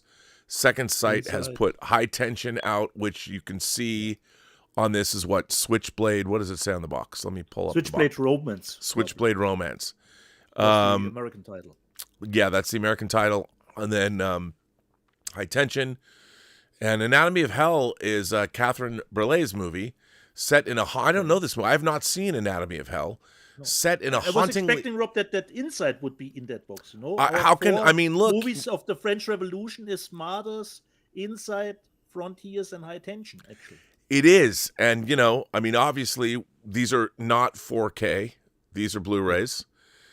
And we know, I mean, we're seeing a lot... We're starting to see a lot of boutique labels crossing over, putting out movies that other boutique labels are putting out. I will always, I mean, look, to me, the Umbrella special editions rival Second Sights, you know, especially their horror stuff. Whether it was Talk to Me, they did. By the way, did you see the teaser for the guys who made Talk to Me's new movie? Rob, like you know, I stay away from teaser and trailer, but I stumbled across they getting a new movie out in May. I think in May it's coming. Dude, that trailer! I don't even remember the name of the movie, but the trailer was great. The teaser was something great. With B. It was something with B. I was just like, you know, I'll watch that shit. But they have put themselves a high bar with Talk to Me already. Yeah. You know, this box set though, they have a lot of new commentary. And they have a lot of new stuff and new interviews. Martyrs does not have anything new on it. Now, Umbrella already put out a banger box set of Martyrs, which I do not own. I wasn't paying attention to Umbrella, and then I found out that when I started paying attention to Umbrella that they had already released it, which is kind of a bummer. And you can't, it's really expensive. But and there's nothing new on their Martyrs disc. And hopefully, look, I have not heard that Second Sight has that they're going to put out Martyrs. There's not been no announcement, but they really should. They really should. Hopefully. Yeah. So maybe we'll get that. I don't know, but they did make a trailer. If you go to the Umbrella website, you can watch that. So it's pretty cool. They're putting out these 4 movies, but it's exciting. It's exciting that it does say the New Extremity Collection, Volume 1. And I like the fact that they've got new artwork. Each film has its own artwork that like goes in the set. So this set would definitely be worth getting if you don't own Martyrs. And as I said, it's kind of the movie you want to break out on Christmas and Easter and all your kids' birthdays. It's going to be, a family holiday classic. You're just going to want to get it. To its hype back in the day, Rob. Lived up to its hype. And if you like, look, these French horror films definitely deliver the goods. Certainly. I have to dive into that Anatomy of Hell, Rob, because I don't know it either. I haven't seen it. But I'm sure I'm mispronouncing. Elizabeth would be like, her name is not Catherine Breillat. It's Breillat. Look, if there's one romance language I'd love to learn to speak, it's French. But the pronunciation would probably kill me. But I still would love to learn it. But that has a lot of new stuff on it. Yeah. And it's really interesting. There's a lot of new female voices in horror criticism. Like we're getting the House of Psychotic Women Volume 2 from Severin.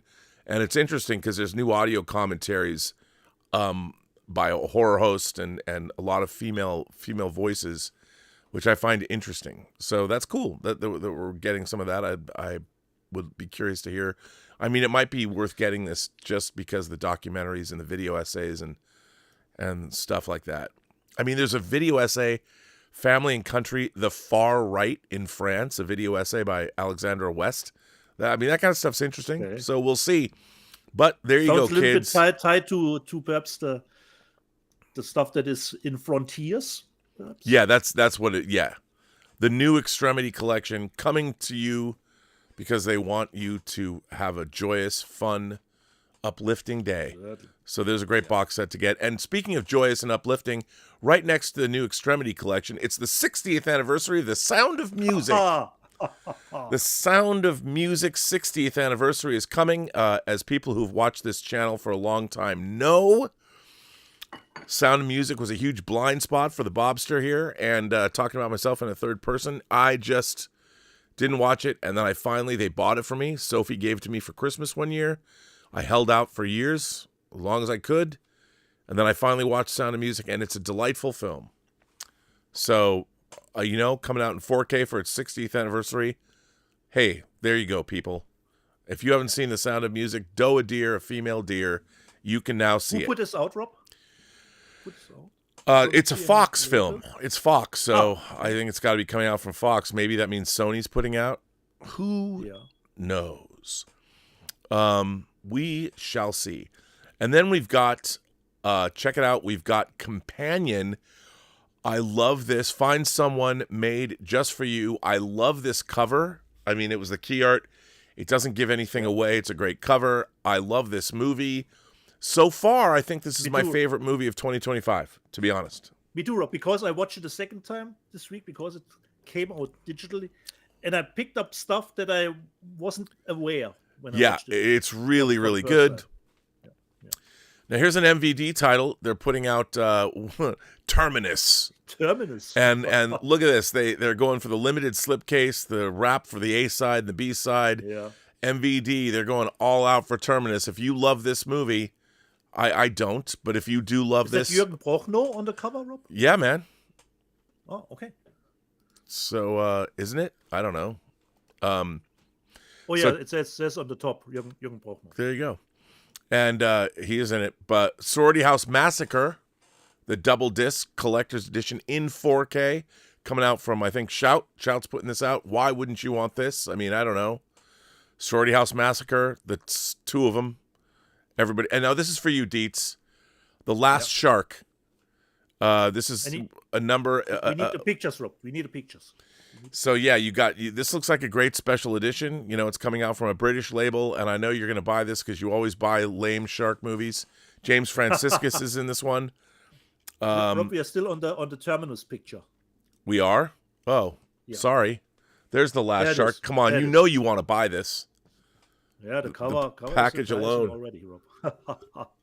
I think this is from like 81 or something. Ooh, it's no Tintorera. That's all I know. It's no Tintorera. Or maybe it is, depending on your point of view. And then we've got, you know what? More Jean Rollin 4Ks. God bless Indicator.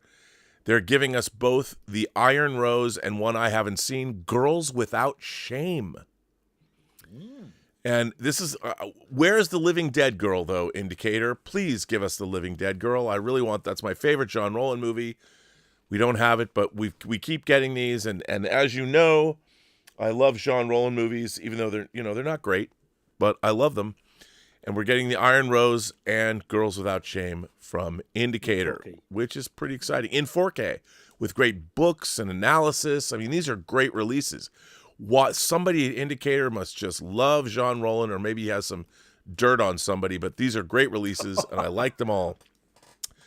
Now, this is really interesting. Eureka is putting out, they're delving into German cinema history. So this is some really, my most exciting thing is that's coming out as part of this. And let me just get to the, where did I put that box? I want to read the information from this because, here it is. So this is, their May releases are really interesting. So in the 1960s, a cycle of crime films, or Krimis, it's a German word, Krimis? Krimi, yeah. Krimi became hugely popular with West German audiences, adapted from the works by the British crime writer Edgar Wallace and his son Brian Edgar Wallace. They combined the traditional murder mystery with horror, as they depicted enigmatic killers stalking their victims through foggy English landscapes. From the streets of London to isolated rural mansions, following the early success of the cycle after the release of Face of the Frog and The Crimson Circle, veteran producer Arthur Browner, launched into his own cycle of Wallace Crimis with his company CCC Film. Presented here are 5 key films drawn from their cycle. I've never seen these movies, but how interesting is that?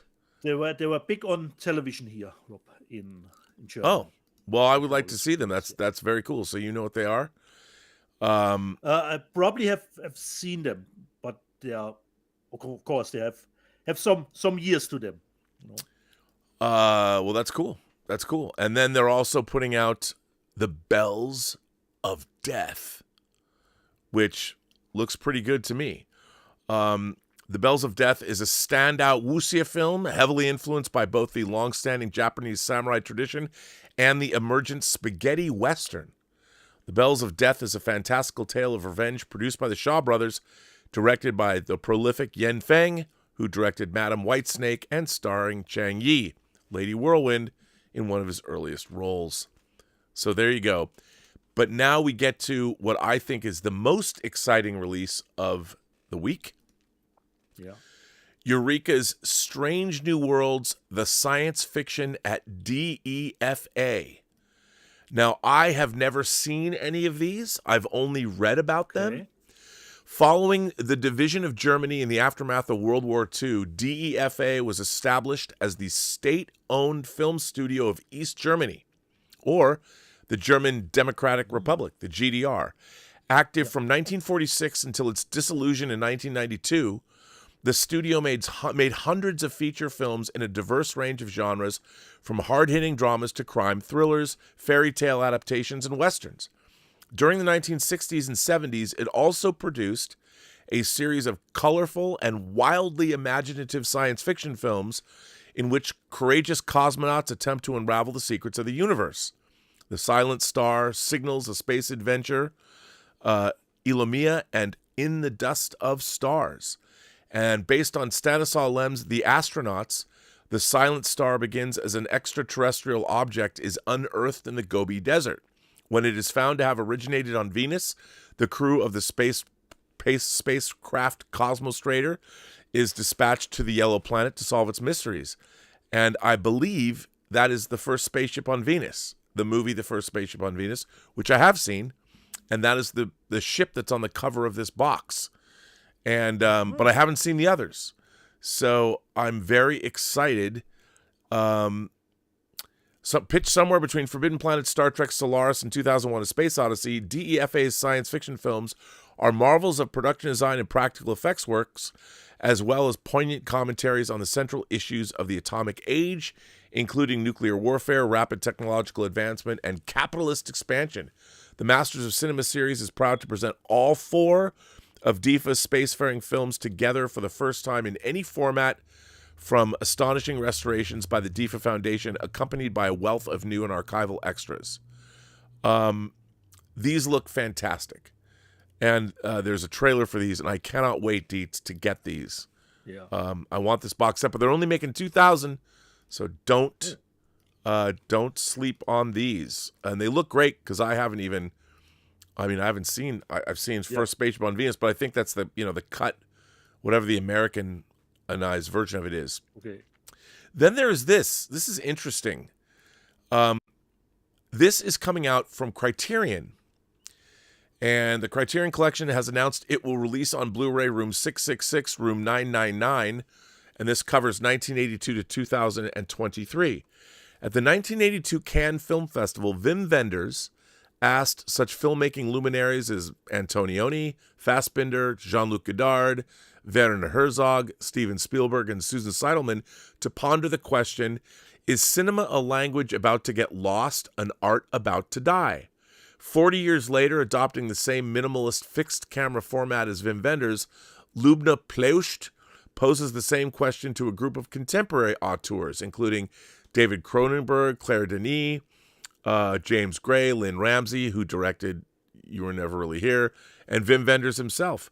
Together, Wim Wenders' Room 666 and Plauscht, Room 999, capture the unfiltered perspectives of pathway-breaking filmmakers on the state of the industry, as well as the issues of politics, culture, and the meaning of cinema in 2 distinct eras. So, hey, call me stoked about this one. I'll definitely get this. Now, look at this. Coming in hot from, we got the Audie Murphy collection from Kino Lorber, Audie Murphy collection 4, but then we have this. This is Abbott and Costello, the horror collection, remastered in 4K. Hold that ghost. Come on. They meet Frankenstein.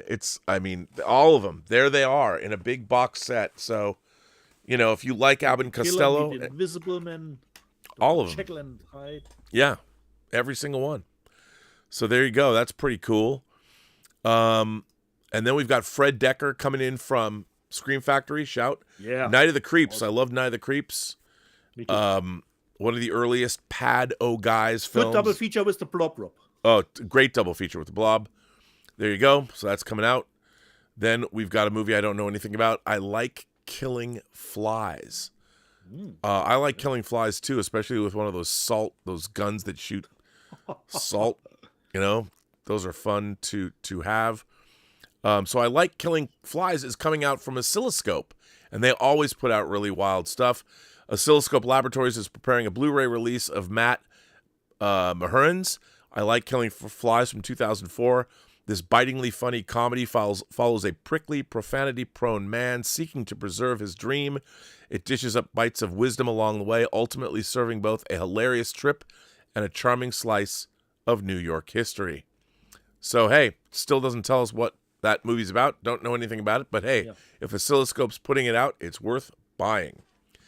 And then we have, look at this, Assault Jack the Ripper, coming out from 88 Films. Again, like you said, they're rocking that Obi. Yeah. 88 Films has detailed its upcoming Blu-ray release, and hang on a second, and I will tell you what it is all about. And why can't I find? I just had it, and I lost it. Here it is. Assault is Ken, a serious young man working as a cake decorator at an upmarket coffee shop, finds himself led seriously astray by his feisty waitress co-worker. After a chance encounter with a disturbed young woman fuels their passion for murder, and they embark on a vicious killing spree.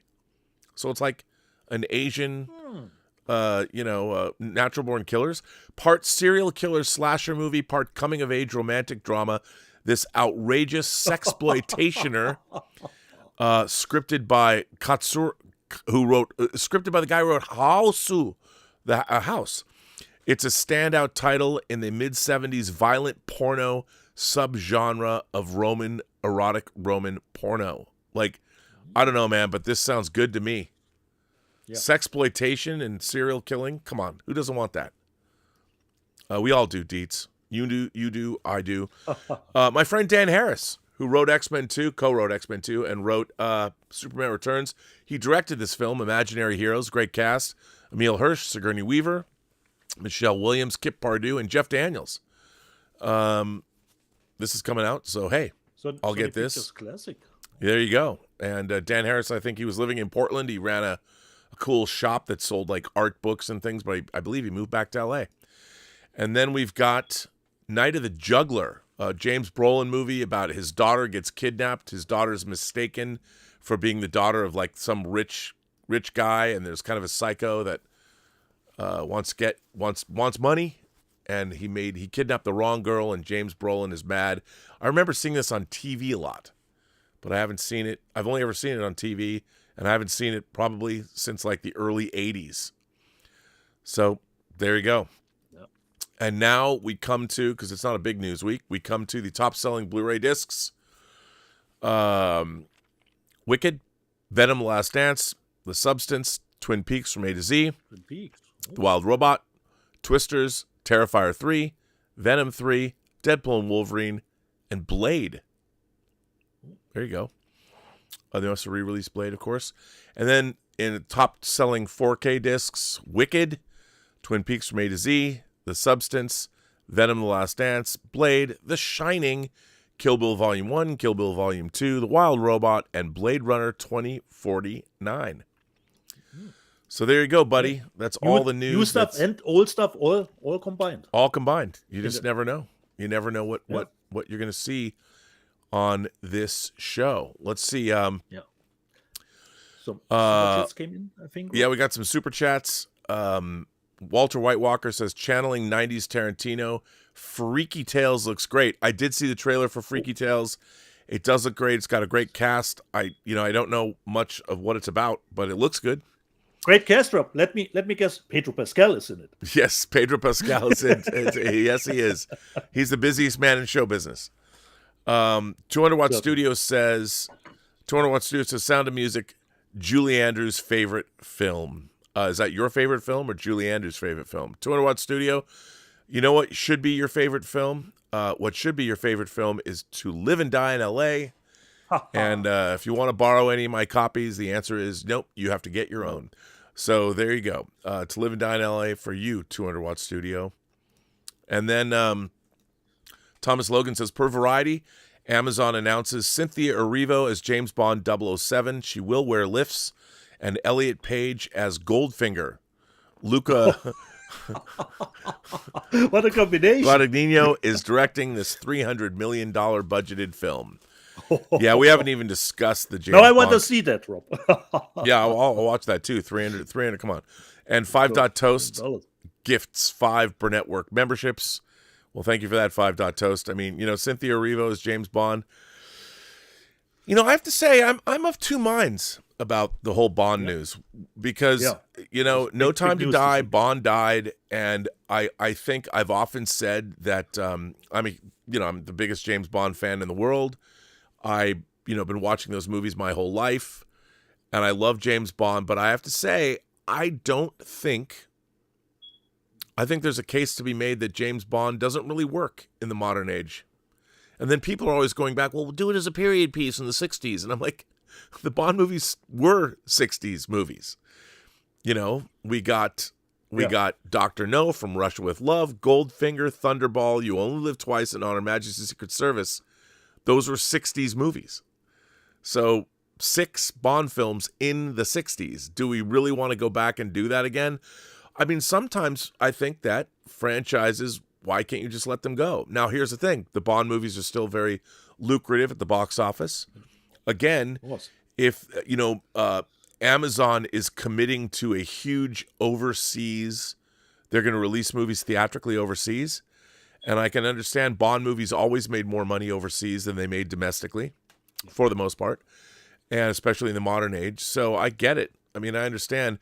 But like anything else, you need people that are going to keep, look, if you make Bond movies, you got to keep the logo, you got to keep the Bond theme. Yeah. And I would not like to see James Bond, as much as I like Reacher or Jack Ryan or something, I don't think a Bond TV series, I mean, they want to turn it into a franchise. Here's my problem. Every time a company buys something and they want to turn it into a franchise, Jennifer Salke runs Amazon. I don't think that Jennifer Salke is going to do her best to make sure that the stewards of whatever the Bond franchise turns out to be, who is there left who's going to make a great Bond film? I mean, Jonathan Nolan, obviously he would be the one person who's already made Fallout for Amazon. I would give the franchise to him to oversee it. But what are you going to get? A Citadel? They'll spend a bunch of money, and you need the proper creatives, and I just don't know if there is that. I don't know if Bond, I think that the Daniel Craig era of Bond, Casino Royale was a great Bond movie. I'm a Quantum of Solace apologist. Everyone seems to love Skyfall. It looks great, but I don't. Skyfall was chasing the Dark Knight, and it's a movie that where James Bond fails the entire film.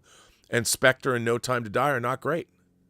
So, to me, I just don't know if James Bond works in today's world. As M said in GoldenEye, he's a sexist, misogynist dinosaur. Really that surprising or even that big, Rob, considering we have nothing new at the start at the moment, considering 007. So, for me, it will probably take a long time if they even come. Like everything else, they need somebody who loves the franchise and understands the franchise. And I don't think, I mean, I think Bond is the product of a different era. Obviously they want to make Bond movies, but the way franchises are taken care of, I mean, if they could find somebody like what Ryan Coogler brought to Creed, he loved the Rocky franchise and was able to spin it off in the Creed movies. I liked the first one. I liked all 3 Creed movies. But you had somebody that loved the franchise coming in to make one, and I think that Christopher Nolan, people say Nolan, but Inception and Tenet are kind of his Bond films. And while his brother Jonathan Nolan might do a great job, I don't know. I mean, I just think the James Bond franchise doesn't really work in the modern age because you have James Bond working for the Crown, working for MI6, and it's just, the world is just a different place now. Yeah. And all they're going to do is change Bond. They can't help themselves. They're going to change Bond, and I don't know if they can. And you'll get movies about other 00s. Like I said, I would make a movie about Spectre, the villains, and where did Spectre come from, and its origins. Maybe they could fight the Illuminati in the 18th century or 19th century, and then in the 20th century we see how they came out of World War I. But I just, as much as I love James Bond movies, I think the last really great Bond film was Casino Royale, even though people will say no, it was Skyfall. But Skyfall, to me, Bond was not a hero in that movie. Everything he did, he failed at. So, what do you think, Dietz? It will be tough to give the franchise new flesh and blood. I agree. On it, I do so agree. It will be tough, and considering all the big discussion who will play him, if they want to put someone in his shoes, pick an unknown one. An unknown actor for him. Not someone who comes with already predisposed or has a lot of movies on his back. Pick a new fresh face. Yep. Yep. Or perhaps, Rob, like you said, try a series first if the viewers are still there for it, and then perhaps spin it off into a movie. Well, I think, the Bond franchise was always kind of the Tiffany standard of action movies. I think it's been kind of eclipsed. Totally. So, but what you picked up or said greatly was that Bond were always a trendsetter, considering action in the story, and then it switched around and Bond followed trends, like with Moonraker, Star Wars.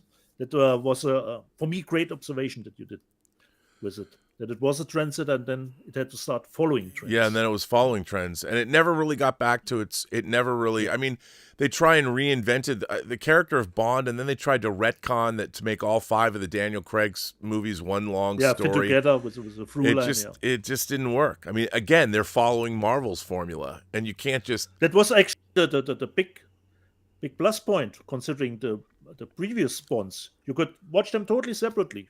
Yeah. But this time I'm in the mood for Moonraker. Now I want to, The Spy Who Loved Me, or one of the earlier ones. You could totally pick someone out considering the mood, and you'd always get a finished mission. Yeah. No Money G sends in a tip and says, I've been testing my old Blu-ray players to add to my new home theater I'm setting up, and I've been using Free Enterprise as a test disc for DVD. Ended up watching it again, sitting sideways. P.S. Can we get Dieter to come fix the BS in the USA? Laugh out loud. Thanks, Rob. Well, now that you have a Christian conservative party, maybe you can come to America and fix our political system. A lot of Americans getting fired by our new administration. A lot of people. I'm still was worried, Rob, that I will get my email from my manager this week. You're fired. Your Hollywood career is ending.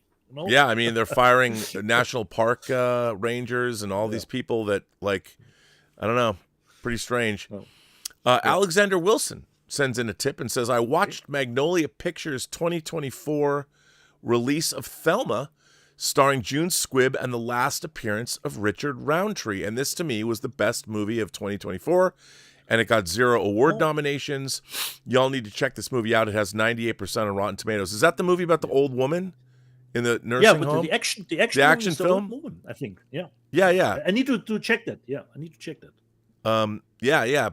People love that movie. Heard good things about it. Yeah, I watched some of it. I haven't watched the whole thing. Okay. Elizabeth was watching it, and I came in, and it was really good. And of course, Richard Roundtree. You can never go wrong with Richard Roundtree. So that's very cool. Alexander Wilson also says, "Oh, I put a super chat in Stream Elements about my opinion of the best movie that came out in 2024. Did you get that?" No, Alexander, I did not. I'm kidding. I did. Just read it. Fascia, if I'm mispronouncing your name, I apologize. Yeah. Fascia Bruta says, "Did you get the limited edition 500 Honora posters?" I did not. I didn't even know that there were any of those things. Didn't even know about that. Yeah. Didn't even know. Didn't know about it either. And then Alexander Wilson says, "Rob, the craziest thing is that the last Bond movie, No Time to Die, was the second highest grossing movie in 2021. If it came out this year, it would have been the fifth highest grossing movie. That tells you there's an audience for it." Yeah, no, I think, look, James Bond's, sometimes movies like License to Kill didn't get the kind of audience that they normally would get, but Bond has always been a reliable box office. And the Craig era, I mean, Skyfall's the first Bond movie that made over $1 billion. He brought a new audience to the Bond franchise. So, I mean, there's a lot of, the funny thing to me, look, here's the thing about the Bond franchise. Yes, it's theatrically still viable. But like when I was on the movie Trivia Schmodown, we had a Bond category for a little while, but nobody had watched Bond movies. Like, they've watched the Daniel Craig Bond movies, but there's 25 James Bond movies. 25. Right. And a lot of people, can you name all 25 of them? I think so, but it would take some time to think about in my headspace. In order. Dr. No, From Russia with Love, Goldfinger, Thunderball, You Only Live Twice, On Her Majesty's Secret Service, Diamonds Are Forever, Live and Let Die, Man with a Golden Gun, Spy Who Loved Me, Moonraker, For Your Eyes Only, Octopussy, A View to a Kill, Living Daylights, License to Kill, Golden Eye, Tomorrow Never Dies, World Is Not Enough, No Time to Die. Die Another Day. Die Another Day, right. Die Another Day. Casino Royale, Quantum of Solace, Skyfall, Spectre, No Time to Die. There you go. But that's not a trivia today. No. You don't get any points for that. So we are caught up. Okay, Rob. You can take a break if you want, and I will do a little bit of the live chat, read out from last week what people were saying last week about the topics we discussed. And I say, previously on Let's Get Physical Media, Ellen Cinematic, the husband of, I need to shout her name, Lana, said, loved everything outside of the gorge. I like the stuff in the gorge. Wait, who said that? Ellen Cinematic, the husband of Lana Yoon. Yes, yes. Alan Cinematic, the husband of, I'm sure that's how Alan wants to be known. Although if I had a wife like because when I hear the name Lana, I always think about Archer, the animated show, and he always screamed the name Lana. I mean, he is kind of winning at life with a wife like Lana. Certainly. And he said loved everything outside of the gorge. And Tom Begeman said the gorge was solid, not bad, not great. And he said can't wait for Dina to buy 5 versions of Brave New World 4K. I'm not sure that's gonna happen. Tom Begeman. And he goes on.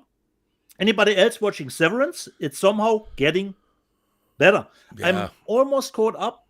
I have to watch episode 6, and I was very happy. I don't know, Rob, have you caught up with Severance? No, I haven't watched any of the second season. The only thing that I will spoil you, Rob, my name comes in episode 4. Really? Just saying. All right. I was surprised to see my name in a book. Okay, that gives always a plus for the series. Danzig, 1979.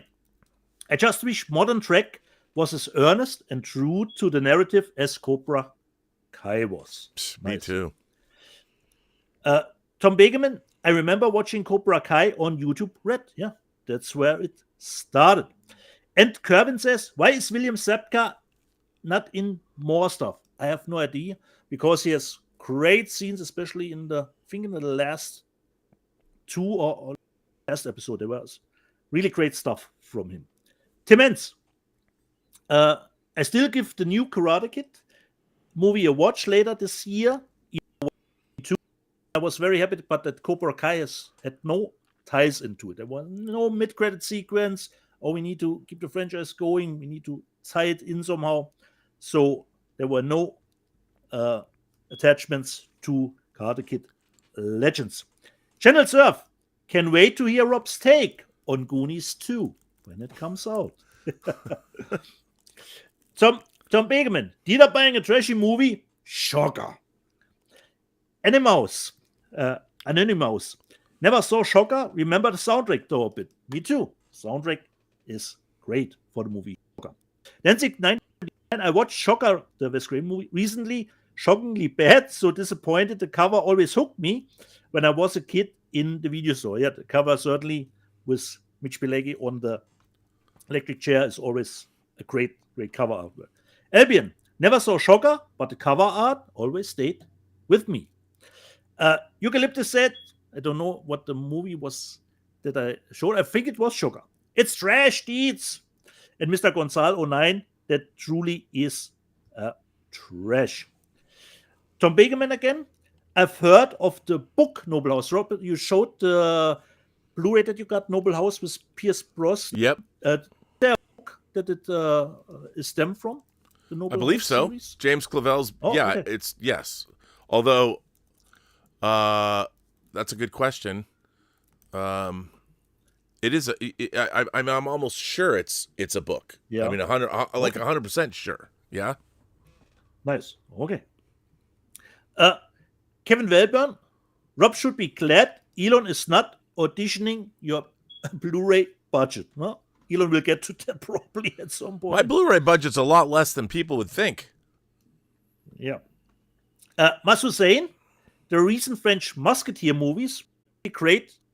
I haven't seen them, and I'm always want to dive in to them. And I'm really a little bit disappointed that there is, I think, a 4K of the movies, of course, in French out, and I think in Italy, but of course, no English subtitles on those movies. The Alex Sorber, Jackie Brown, 4K transfer lived up to its recommendations. That's always great to hear. 2032 news. The asteroid will be hitting the planet in 24 hours. All right, then, wait a minute, where it is? Considering if an asteroid would hit the Earth, and I wouldn't have that much time to watch. He says, once again, 2033 news, the asteroid will be hitting the planet in 24 hours. Steelers, all right, then feed it is. Luckily, I've seen it by now. PC8 said, considering that it was a nice triple feature, Shadow in the Cloud was pretty bad. I actually liked it because someone triple feature out of Shadow in the Cloud, Overlord, and The Gorge. Yeah. And Bill Barkley says, I liked Shadow in the Cloud. Me too. I had actually a really, really good time. Bill Barkley, how soon will till Chapter 4 comes to streaming? Here we'll give much credit to Disney. They have totally changed how they deal with their movies. They stay a long time in theaters. Then you will have the possibility to purchase this digitally, and Disney Plus will really be the last point of entry for the movie to see at home for you. The stuff is not going to Disney Plus anytime soon, considering the movies. They totally changed that strategy, paid off totally to give the movies longer theatrical windows. So don't expect Cap 4 to be on streaming that time soon, at least not on Disney Plus. Care about you says the Oscars are an insane asylum. We'll see next week if that holds true. Tim Ryan, Cobra Kai, not perfect, but extremely sad. I couldn't agree more. Channel Surf. Next thing you know, Rob will say Goonies is bad. Anthony Mendoza. I love Chris somewhat redemption. The brief episode, he showed he truly cared for Johnny. It was for Cobra Kai. Rhaegar Targaryen. I agree somewhat with RMB in terms of the low quality of movies, but I disagree on this being the fault of the audience. Even if it were true that America is dumb, the cure isn't movies. And don't Rob mention a friend of yours just has 100 Blu-rays of oh my god, just 100. I wish I'm at 5K. Yes, I'm insane. And BCH only 100. How would that even work? I have no idea. Well, those are the movies that mean most to him in his life, that he learned from. He's a cinematographer, and now he works for Canon. And so those are the movies that he learns from and he watches. I kind of like that approach. I don't know if I could ever do that, but I like that idea. I mean, I like that kind of curation. I'm not sure anymore. Somebody was asking about if we need to watch Buckaroo Banzai. I don't know if it was Hector. Someone asked about it. And Altmetall says, Buckaroo Banzai is definitely a movie for an island for me. And Walter Whitewalker says, one of my favorite John Lithgow moments was on Third Rock with Shatner, talking about seeing something on the wing of the plane. And Lithgow says, the same thing happened to me. Yep. Nice. Of course, because John Lithgow was in the theatrical version of Nightmare at 20,000 Feet, directed by George Miller. So really nice meta joke. Walter Whitewalker. When's Cynthia coming back? Hopefully we'll get her back when her movie Black Creek is out, and I will have perhaps the Blu-ray to show. That would be perhaps a nice idea to bring her on. Walter Whitewalker, and don't forget, Dieter is also about to start work on the live-action Dogman, where he gets fused with a Schnauzer. Ecto 1701. I pre-ordered A Long Kiss Goodnight. You did the right thing. Kervin says, now that True Noir is finishing, we can get a Let's Get Physical Media episode and observation every day. No, you won't. One per week is enough. Channel Surf. It's fun to hack on Goonies, but I don't think it's a terrible movie. I would love to see it get a special edition with some of the cutscenes restored. I did some Foley on a cutscene. Oh well. Eli Cordes. Hey Robert, I saw you on a movie doc on Tubi. Rob, is 1984 documentary that is on Tubi? Yeah, it might be on Tubi. That or the Christmas documentary. Yeah, but it's probably 1984. Okay. Yeah, you can get, but you can also get that from MVD. You can get the Blu-ray. There's a theatrical version of that documentary. He doesn't mention what the doc was called, but he's just said he saw you on a movie doc on Tubi. Okay. No Money G. Goonies 2. No. Altmetall. A Goonies sequel should be a home run story-wise. The old kids with new adventures and their children with their adventure. Tons of possibilities. We are talking a little bit about if we would do a remake of Dirty Harry. And David says, I'd cast Carl Urban as Dirty Harry, considering he played Red. Well, could be a nice fit. Walter Whitewalker. That Luigi guy that Luigi guy that shot the United Healthcare CEO, and he's getting a fan base. I think that Dirty Harry would fly these days, because we're thinking about would Dirty Harry even work these days.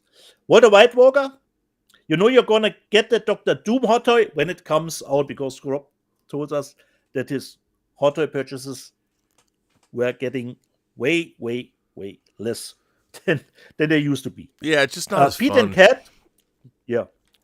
Considering, they're always tied to movies, Rob, and the movies are not that kind of quality at the moment. I know, because Star you would Wars. get a figure, and then you will always think, the movie wasn't that great, Pete and Cat, I've just finished watching The Gorge. Love bullets and monsters, a good combo. Exactly. Barlord, True Noir was absolutely worth backing. It's scratching an itch I didn't know I had. And this was the last mentioning in the live chat. Rob, how far are we? Last 3 episodes you have to do? You know? Yep. I mean, will the audio facility will still be available? Yeah, for the you audio 2 facilities that weeks I've been then? working at for 20 years is closing down, but we have 3 more episodes to go. It'll be 2 weeks. They're mixing a martial arts movie there that stars 2 of the guys that are in Everything Everywhere All at Once. So I would probably have True Noir done. The plan was to have it done by the end of February, but it's just been I've been bumped. You know, they're still working on this film. So episode 7 dropped, which was interesting. It was a tough one. You know, when we're making True Noir, Max Allen Collins, he's really the only person. I mean, I have to like the episodes, but it's more important than Max Allen Collins. Yeah. It's his character, it's his scripts. So for me, my lot in life right now is to, when I send him an episode, like yesterday, I'd send him an episode Friday night. We finished the episode Friday night, and I sent it to him. And then on Saturday morning, I came down. I left my phone down here, and I came down here to see if Max a little wrote bit nervous. Yeah, and so what I want. So if Max says I'm pleased, well, that's a good thing. But what I like to get is I'm very pleased. Max will say I'm very pleased, and that's like the best thing to get. But this time, let me get this right. I have to, and I forwarded this to Michael Rosenbaum. I always tell him, you know, what we get from Max. What does Max say? And let's see what he said. How did he put this? He wrote, this is what Max Allen Collins said about episode 7. Rob, a fantastic job on episode 7, which had to be the most challenging, chapter 7. We are fucking blessed to have Michael Rosenbaum as Nate. He's the heart and soul of the piece and the glue of the production. This was the trickiest episode to write, having to deal with so many disparate elements of the story, including wrapping up the personal storylines of Uncle Lewis and Dawes and compressing a whole section of the novel into the last 2 scenes. He wrote, I am very pleased to say the least. I am very pleased to say the least. At least to say the least. So that's an epic, that's a score for Max Allen Collins. And your stack of discs I'm sending you is getting ever bigger. So don't buy the third man. So that was exciting. But yeah, the last 3 episodes, episode 8 is huge. They go to the World's Fair and somebody tries to kill Nate Heller. Yeah. And then episode 9 is the big revelation of what's actually happening, what's going on. And then episode 10 is kind of wrapping everything up. But I don't know what I'm going to do with myself now that True Noir is done. I mean, you know, are the episodes already edited, Rob? Is it for the most part, yeah. I mean, they are. I'm still working on 9 and 10. But then what I do is the finished edited episodes go back to the sound design team. And then Mike McDonald, our sound designer, does a final pass, kind of puts everything together, and then then I go into the studio and we do our final mix in 5.1. So, and then we are going to make one long piece, so it'll be a 5-hour long piece, and then, you know, what I sent you. I made a long, all 7 episodes strung together because Dave Parker got a job. He is flying to Malta today. Dave got a job editing a movie that they're shooting in Malta, so he had to go to start editing the movie that he said Adam Green is directing. I don't know anything about. Yeah, I don't know anything about the movie. He didn't tell me anything about it. He just said he's going to work on a film and he's editing that movie in Malta. Great. So that's pretty cool. You go, Dave.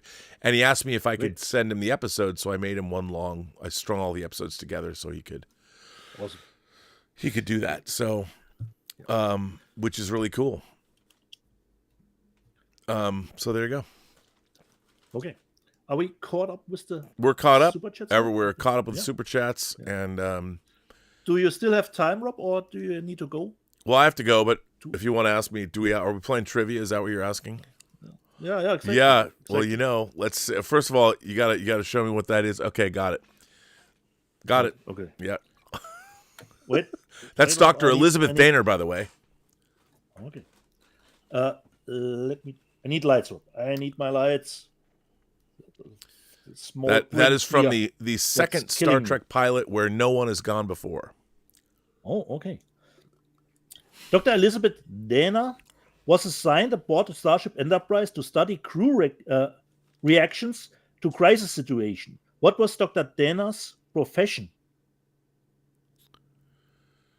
A psychiatrist? Correct, Rob. Psychologist. Correct. Dr. Elizabeth Dana was one of the 2 USS Enterprise crew members who experienced mutations that gave them godlike ESP powers. Who was the other? Gary Mitchell. Correct. Yeah. Stay here. Dr. Elizabeth Dana died on an isolated planet where Gary Mitchell was to be quarantined. Delta Vega. What is... Correct, Rob. Correct.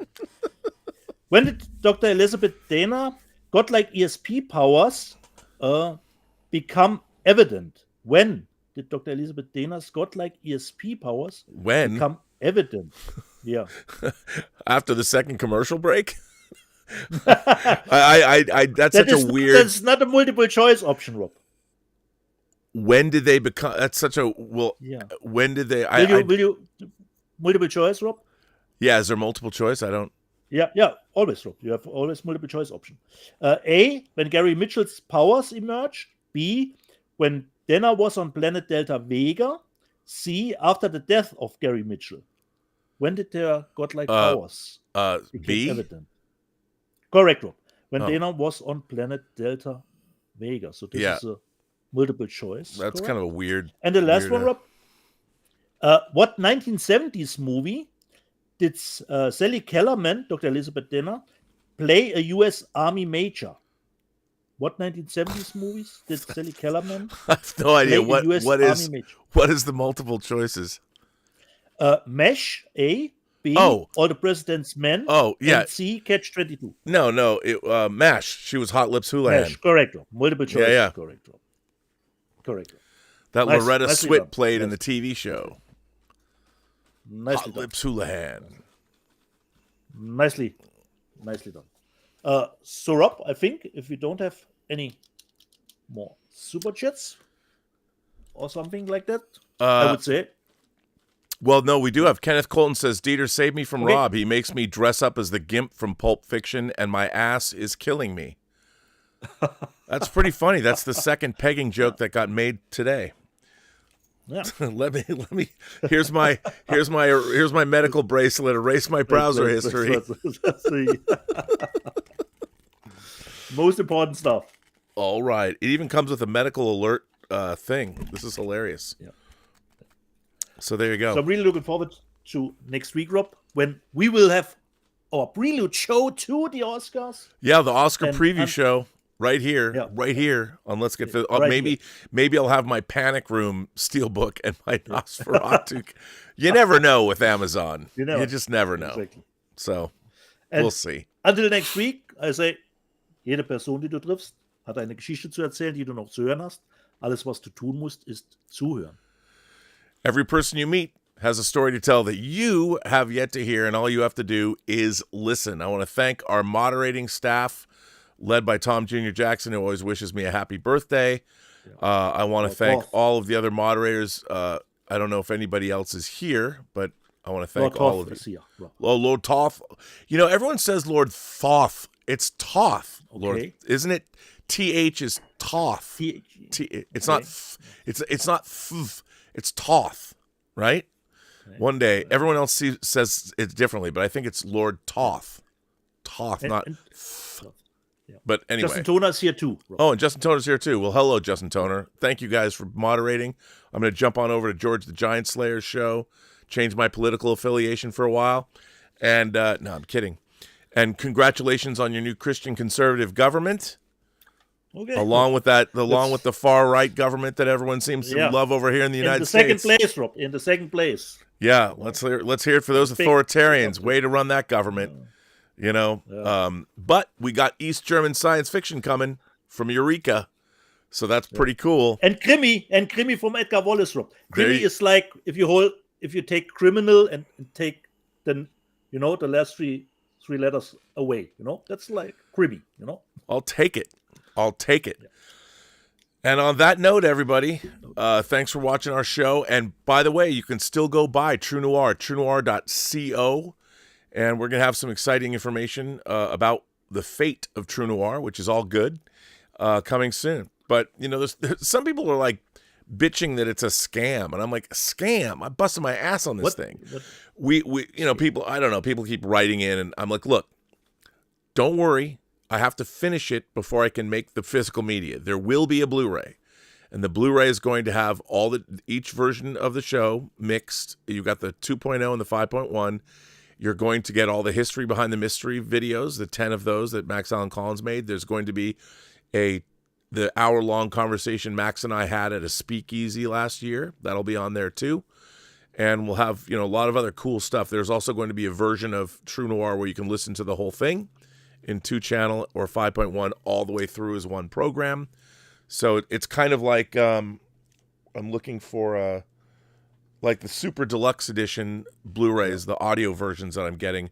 As a matter of fact, I just pre-ordered Roxy Music's Avalon and In Excess's Listen Like super Thief. high fidelity. Yeah, the dude, Fidelity. Dolby Atmos. Yes. Avalon and Dolby Atmos. Can't wait to have it uncompressed on disc. Woohoo! Can't wait to get that. There you go. I love Avalon. Now the party's over. I'm so tired. That's me. That's my Brian Ferry for you. There you go. Avalon. That Avalon's was one of the great make-out albums of high school and college. Although it was too short. Like if you were really doing your job right, you would at least get to listen to that whole album three times through. It's like a 33-minute album or something. And if you were doing the work, you could listen to it 3 times through. So could never go wrong with Roxy Music's Avalon. I don't know. Are there make-out records with the kids these days? I don't know. Getting busy to Roxy Music's Avalon, that was always a good one. You never lost with that. And it's coming out from Super Deluxe Edition on physical media again with that Bob Clearmountain remaster. Woohoo! All right. I guess that's the end for me. Oh, wait. We just got a super chat in. Yeah, last one. A last super chat fired in. Thomas Logan says, per the Hollywood Reporter, The Hollywood Cynthia Reporter. Erivo's 007 reboot opens with a screen text apology from Eon. The following Bond film will aim to make up for decades of misogyny and racism. Come on now. You can't accuse. I mean, Bond tried to get in on the blaxploitation popularized by films in the early 70s by making Live and Let Die. Come on now. Yeah. I mean, you had Bernie Casey But I could as I could Felix see Leiter that, in Never Say Never Again. I could By the see way, that screen text. I did leave out Never Say The Never possibility. Again. I just want to point out when I was listening to Bond movies, I did not list Never Say Never Again because it's not an official Bond film. It was Kevin McClory, remaking Thunderball because he has the rights to do that. I know it's a long story. I'm just saying. But some people will be like, Rob, you missed that. I also missed Casino Royale, the first Casino Royale. And actually, here's a trivia question for you.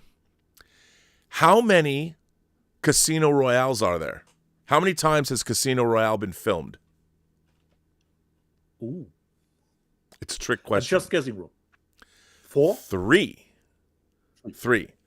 1, the first time, was for American television. And Barry Nelson played Jimmy Bond, which, by the way, I have on Blu-ray. And then there was, of course, the comedic David Niven, Woody Allen version of Casino Royale. And then there was our Casino Royale. So there you go. And on that note, look at this. Max is going to get this beautiful Your Next steelbook, The Third Man, Substance, Stir of Echoes, Blazing Saddles, all kinds of stuff. So anyway, go to truenoir.co and you get 7 episodes, which is already, we're looking at 3.5 hours long. You're going to get a total of 5 hours. I thought it was going to be longer, but it's good. And the new episode's really good. I am very pleased, Max said. That's a score. Very pleased. And on that note, everybody, come to our prelude Oscar show. I'm going to, I'm actually going to Elizabeth's college where she teaches, La Sierra University, and a priest had a collection of movie posters from around the world of biblical movies, and he passed away. And his collection of vintage biblical movie posters is going up in the gallery there. So I'm going to go there tonight. Maybe I'll make a social media post and shoot that. But now, and I'm going to try and do observations tonight too. And but now I'm going to go work on more true noir. Awesome. All right, everybody. Guys, see you next week when it's Oscar night. Oscar, Oscar, Oscar, Oscar, Oscar. If we can sing that song that Billy Crystal used to sing. All right, everybody, buy more physical media. Go to Lionsgate Limited. Go to Lionsgate Limited and order some of their cool shit. We'll hopefully have an announcement next week. You know, Kino Lorber, go to your favorite boutique labels, because you can't trust any big box retailer anymore to get you physical media. And when you go directly to the source, you help them out too. Yeah, so they can pry our physical media out of our cold, dead fingers. yes. All right. See you all later.